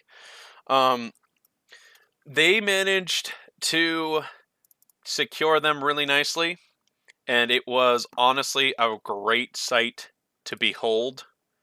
They had so much control over the last game. Let's see if it's going to be on repeat for them. I think in their interest, it would be definitely good to keep control of the jungle, as it benefited them last time. I agree. It'll be very interesting to see. I mean, Jax right now, I believe, has the pressure advantage in the Trundle matchup, as he is very easily able to duel the Trundle and having a good AoE stun, especially if he goes for a counter gank in those lanes. Will probably be very, very good for RBP here. I agree with that 100%. Hey, as I good. return from my magician's exit, I am right back on it in the broadcast. Vaslo, I missed a little bit. Did I miss too much? Not really too much. I was mostly just talking about the how the mid game would be very important for both teams here. We have a very good chance to see some crazy stuff happen in the mid game. Some pretty good team fighting capabilities on both teams. Yeah, absolutely. We'll see how the game will indeed pan out here. Core has his Anivia pick, something we brushed over just a little bit, but against the Irelia of Dr. Tiny Hippo, how do we think this will be? Ooh, honestly, it'll be a pretty interesting matchup. I don't know enough about that matchup to have a very good idea, but I imagine that Anivia just pretty much just wants to sit behind his minion wave. Doesn't really have too much doesn't feel very afraid in that matchup, as the egg is just a fun passive ability. Dr. Tiny Hippo, if he is able to catch out Core, if Core pushes up too far with a good stun and Jax does happen to show up, it could just mean immediate death for Core. 30 seconds until Especially if they minions didn't use her afterwards. Yeah, definitely could be, but not a level 1 a little too soon. As I play support, gets himself in a little bit of trouble here. The crowd control and damage may not be there for RBP 2.0 as a good double flash frost will allow Garen to escape. Garen just walks it out, just hits the decisive strike, just feeling good about that, getting that extra speed boost, just walking away, not feeling too pressured, not feeling too scared. minions have spawned. Hyodai did not start an ability. He did not. He didn't have the need to right there. All he had to do was just walk up on auto attack. If he needed the Q to guarantee the kill, it was probably what he would want. I don't know if we're done just yet. A little bit of damage now on Lucius. There's the pillar as well. He's tanking some damage. The satchel charge and a good stun will save him. But now the counter strike, it will be used on the side of Jax as he tanks even more damage. This not going in the favor of RBP 2.0 so far. Ooh, They're the no, ones not at out. all. On the worst end, Yeso possibly looking to deal some extra poke damage on the back half, and they will escape, but that is some very low health bars very early on in the game. Kyodai is going to need a good leash here. RBP does have vision of them taking the blue buff, does see that happening. Death Scythe does take 2 hits from the blue buff to keep him alive, which is very, very good for him. However, because of all of that shenanigans and Yeso and Spartan and Drazzle just trying to poke them out and just be even more mean to RBP, Drazzle's super behind, and so is in the bot lane. They just missed like an entire wave of experience. Yeah, and there's a lane swap. Oh my, we do see that. The Garen has gone mid lane into the Aurelia, and the Anivia is up against the Urgot. Frankly, I think I'd rather put the Anivia against the Irelia here, to be entirely fair. Yes, a bit of an interesting macro to come out of Havoc on this one. We'll see how it plays out for them in the long run. The last time that there was a lane swap, it didn't work out so well for them, so keep that in mind. Oh, never mind. Dr. Tiny Hippo got a good stun. Kyodai was not able to get in range because Garen W is a fun ability and gave him lots of extra tenacity. Oh, he didn't even level it yet. I'm just wrong. I believe he just has the tenacity thing inside of the precision tree. Yeah, and we hover down to the bottom lane. So far, Yesu taking a lot of damage just from the brand as well, so it's only going to get rougher for them down here. Absolutely, Spartan will basically have to use a shield on cooldown just so Yeso can farm effectively. It'll be pretty hard, but he is trying to trade aggressively into Lucy's best, trying to get some damage down, maybe get some trades that are worth it, but there's not really too much trading that you want to be doing as Yeso did miss that minion. But Kyodai is just trying to put a lot of pressure on this map, and I'm pretty excited to see it. Yeah, definitely very exciting indeed so far. A lot of back and forth damage, very close to a couple of kills so far. No first blood drawn just yet. Might happen in the mid lane. Where's the flash? Doesn't go for it as Kyodai still gets the damage and the kill, but it will be traded right back. The 1-for-1 in the mid lane. Oof, well done there, getting that stun, landing it, and just prepping up that kill for Dr. Tiny Hippo. Did manage to not get that kill. Kyodai did get it, which is good for him, but Razzle also gets a return kill right on top of that. Yeah, definitely. And now Core taking a lot of damage in the top lane. One more hit would do it, but he barely survives with a slither of HP. Looks like Core's trying to bait, but Core still has egg, and I'm pretty sure MVC realizes this, so there's not really too much that he wants to do here. Just get that into the tower, push it out, make Core use his teleport. If you can get him to use his egg, that would be absolutely fantastic, but Core at this point realizes that he has to back so we can TP back and catch this wave, but now it seems he's stalled too long. He's going to try to get experience range of this, but if he can stall for Razzle, but Razzle's on the opposite side of the map.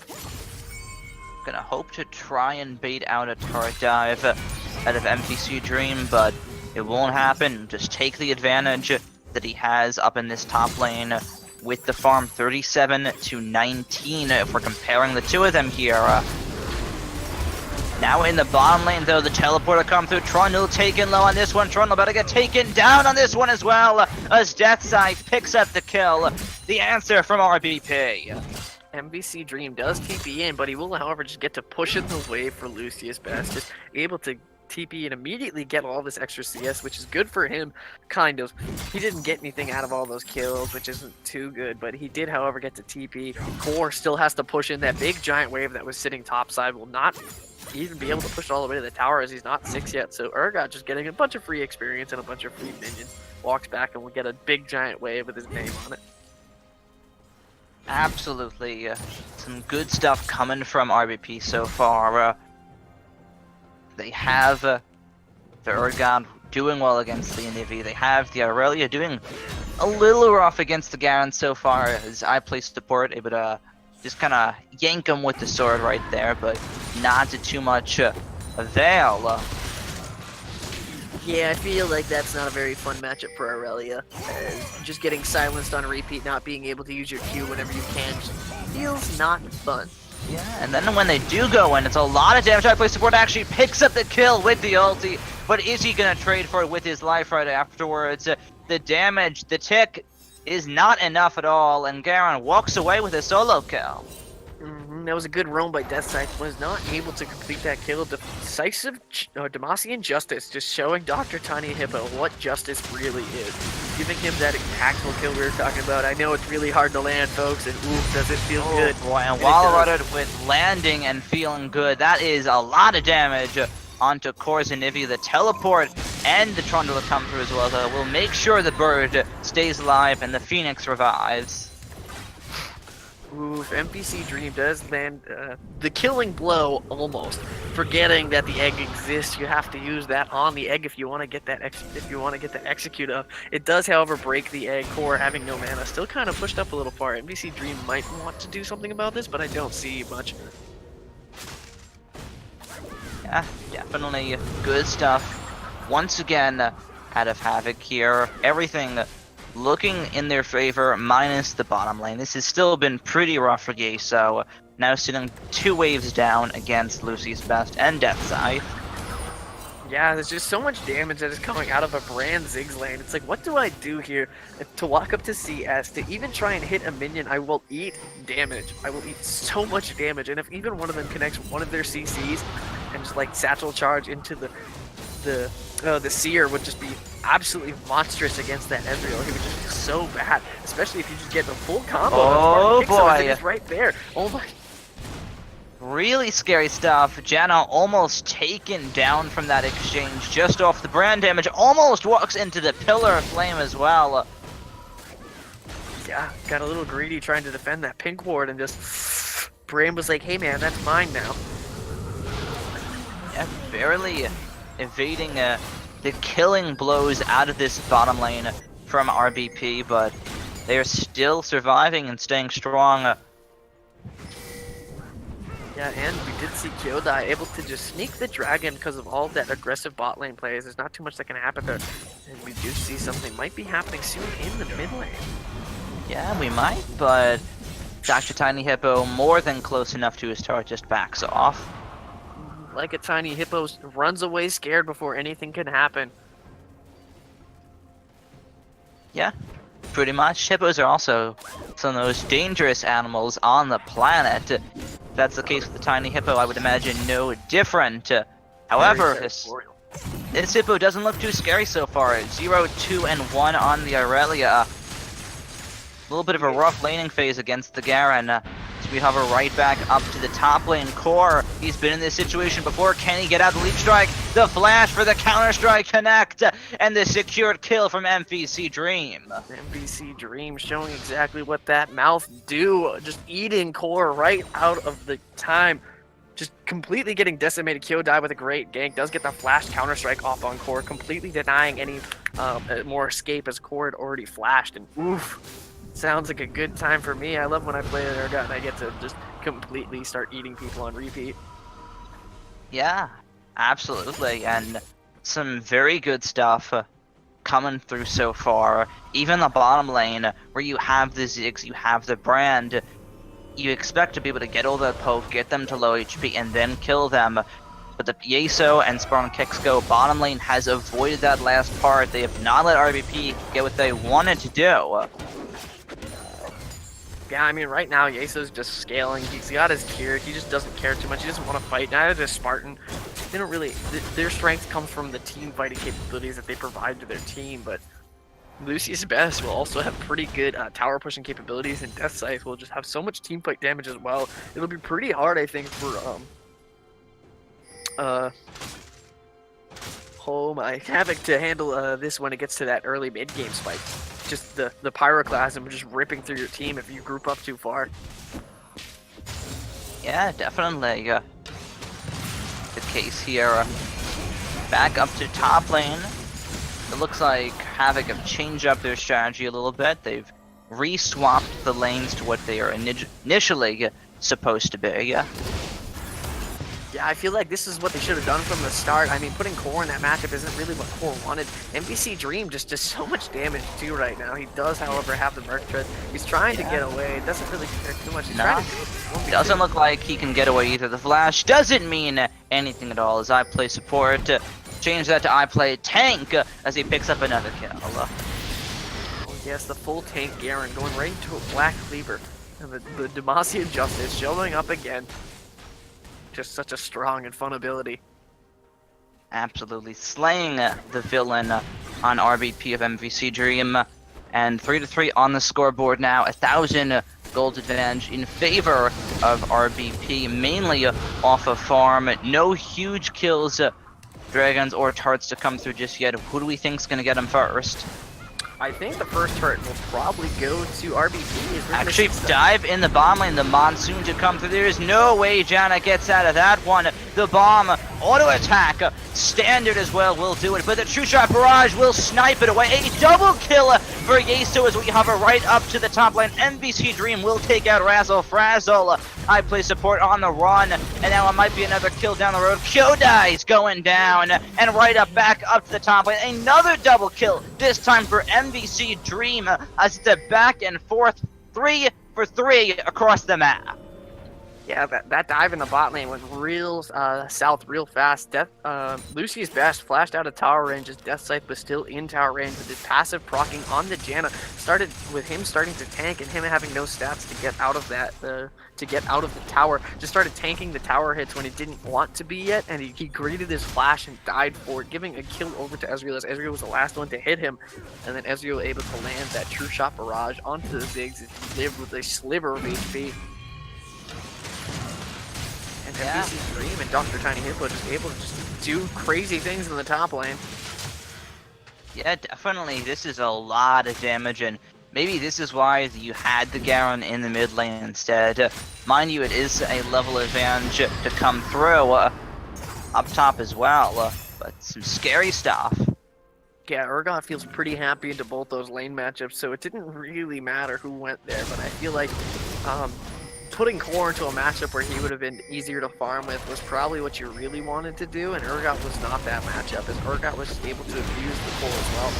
Yeah, while we're talking about abusing, Kyodai is gonna be dead. Core continuing to abuse the mispositions on the side of RBP. We hover back up to the top lane, though this one's looking rough for I Play support as he gets gunned down. MVC Dream with his 4th kill of the game. Just walked him down and just auto-attacked him to death. He didn't even have his Fear Beyond Death for that fight. He just walked right underneath the tower, didn't care, just activated his cancel the his purge, and then just shot him down with the press the attack. Just feels really good on that champion. Yeah, actually, it'll be Dr. Tiny Hippo looking to make a big play onto Core, gets the Ignivia passive pop, and I think he's got more than enough damage to seal the deal. Core gets taken down. Dr. Tiny Hippo getting good revenge off in the mid lane. Must feel very happy about that, showing that he is the territorial Hippo that we really want to be, showing that this is my mid lane now. I'm strong and I want this. Ooh. Spartan Kixo tried to use the Monsoon as Yeso used his arcane shift to get out of the range, so the heal did nothing. And the Monsoon wasted. Yeah, so far so good out of the side of Havoc, but another turret might just be going down. There it is with the Satchel Charge, blows it up.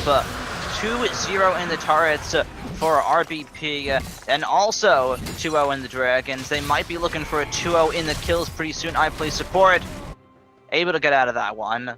Gives him the dab and just walks away. The decisive strike giving enough movement speed that he doesn't particularly care enough at this point. Yeah, definitely the case here. 7-8 on the scoreboard, 15.5 minutes, and we dial back a little bit. RBP, they have the turret advantage. MVC Dream looking better on this Urgot by the minute. What do Havoc have to do to stop this from rolling down even more? I mean, stopping the Urgot at this point is pretty much just trying to CC him when he gets the purge off him. You just have to group around or fight him in minion waves. He doesn't feel too good when he's fighting in minion waves, because if he just starts focusing down minions because he misses his Q ability, the corrosive charge, if he misses that, it becomes very, very hard for him to start fighting you. So if you can fight him inside of minion waves that are to your favor, which now Core can do, but he's pretty behind. MVC Dream doesn't really care too much about his damage now with the Vampiric Scepter and the Merc Treads. So pretty much they just have to get Yeso up in here and just try and poke him down from afar and just go at him when he doesn't have the shield from the purge. Yeah, hopefully Havoc will be able to do that successfully. Right now though, something kind of... Actually, wait. They're safe, alright, just barely though as they get out in time. Now I can answer my question. Something we didn't address at all, in fact, is Core versus Lucy's Best. Both of them have incredible wave clear, which will make sieging difficult for both of these teams. How do we think that's going to play out as we transition closer to the late game? As it gets closer to the late game, I believe Ziggs is still favored. Core has to use so much mana to clear, using the Glacial Storm to try and clear, drain so much mana per second. And then Ziggs has a pretty easy time clearing waves on repeat, and has a better time sieging, doing a lot of tower damage, pretty safely in fact. And he's also just able to clear waves if he wants to use his Mega Infernal Bomb. Uh-oh, it looks like Havoc might be in some trouble here. Core steps too close, so does Spartan Kicks go. That's gonna be 2 kills on the side of RBP. It's their choice if they decide to continue or not. The teleport out of MVC in the top lane. They're still shoving down on towards the bottom turret. A satchel charge or a bouncing bomb could seal the fate of the turret and Yeso if he gets too close to it. The inhibitor now under focus. The recall's getting cancelled by Dr. Tiny Hippo. And MVC Dream looking for the kill. That's going to be it. The Fear as well. Now Trundle in trouble. He will be able to take one with him before he goes. But RBP come out positive with the inhibitor. Oof, really good stuff. The Fear Beyond Death getting the giant AoE Fear on Razzle Frazzle, keeping Dr. Tiny Hippo alive just enough so we can get that kill on him.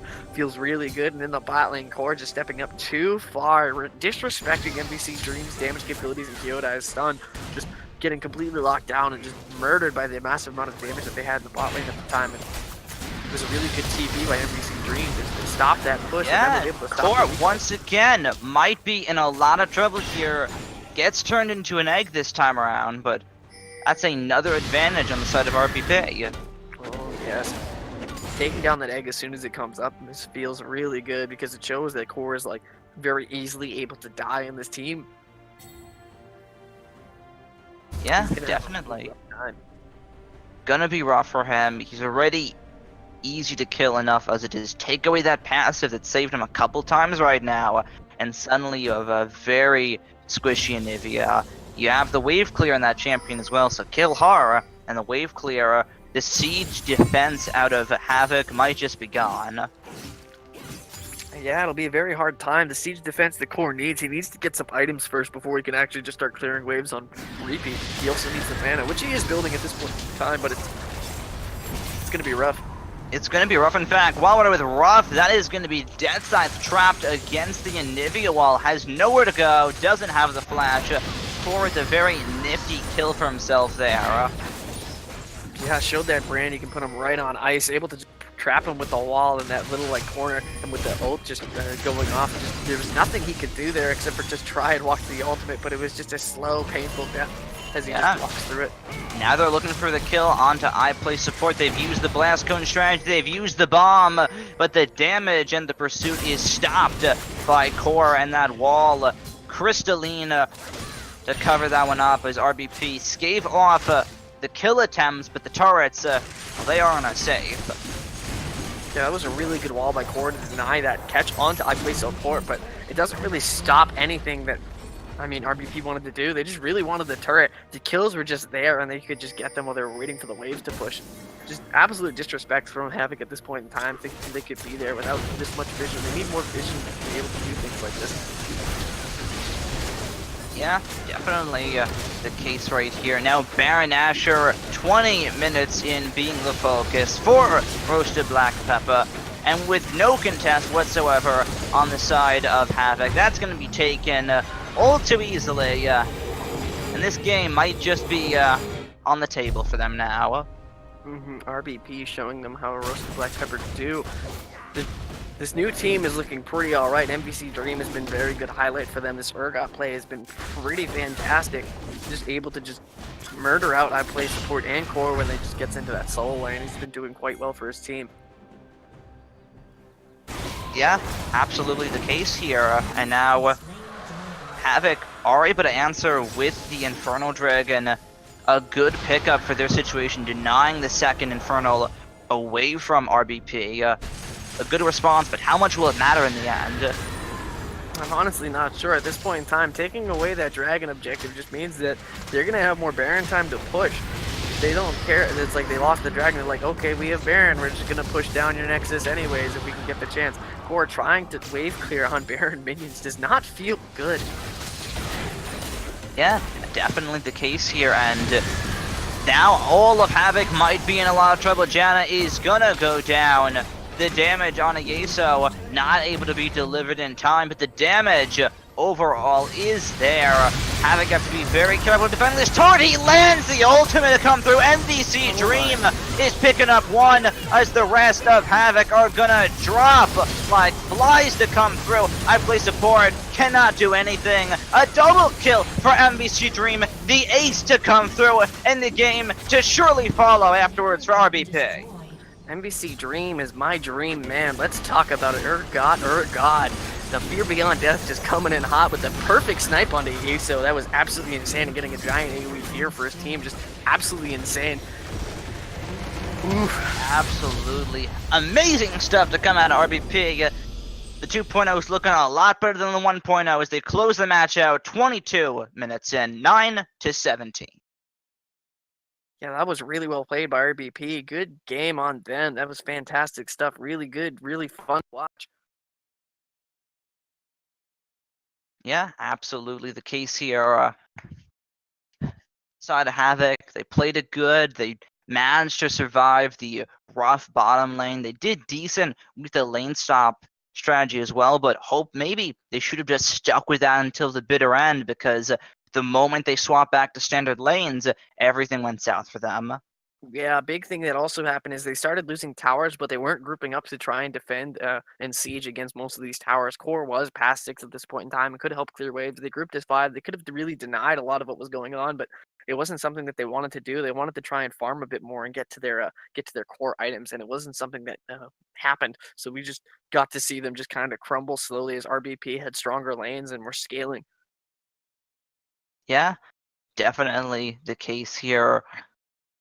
Let's look at some of those numbers to see exactly how Roasted Black Pepper did it in this one. An MVC Dream, 15,000 damage on the Urgot, just showing that he is the god you wished for. Just the next highest being 11,000 on the Ziggs, 11,672, doing a lot of damage in that bot lane. There was just nobody that could really pump out the damage on Havoc's side. The only one was Core, but he was at Nivea and he still needed to scale. He didn't even reach like his item spikes that he really needed before he could do anything.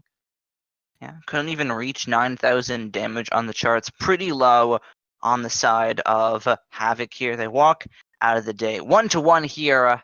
Not too shabby for their first debut appearance, having two arguably very difficult opponents. Absolutely. OC was, they played Lobster Gaming. I apologize. Ooh.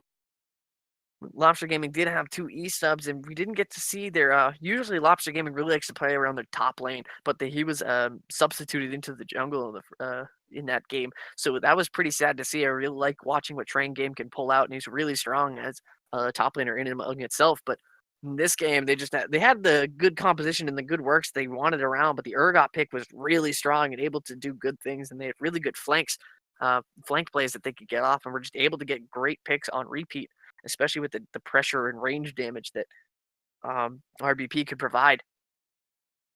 Yeah, definitely the case here. We scroll down real quickly to everyone's favorite stats, the wards, and we have a couple of bad boys that did not buy any control wards.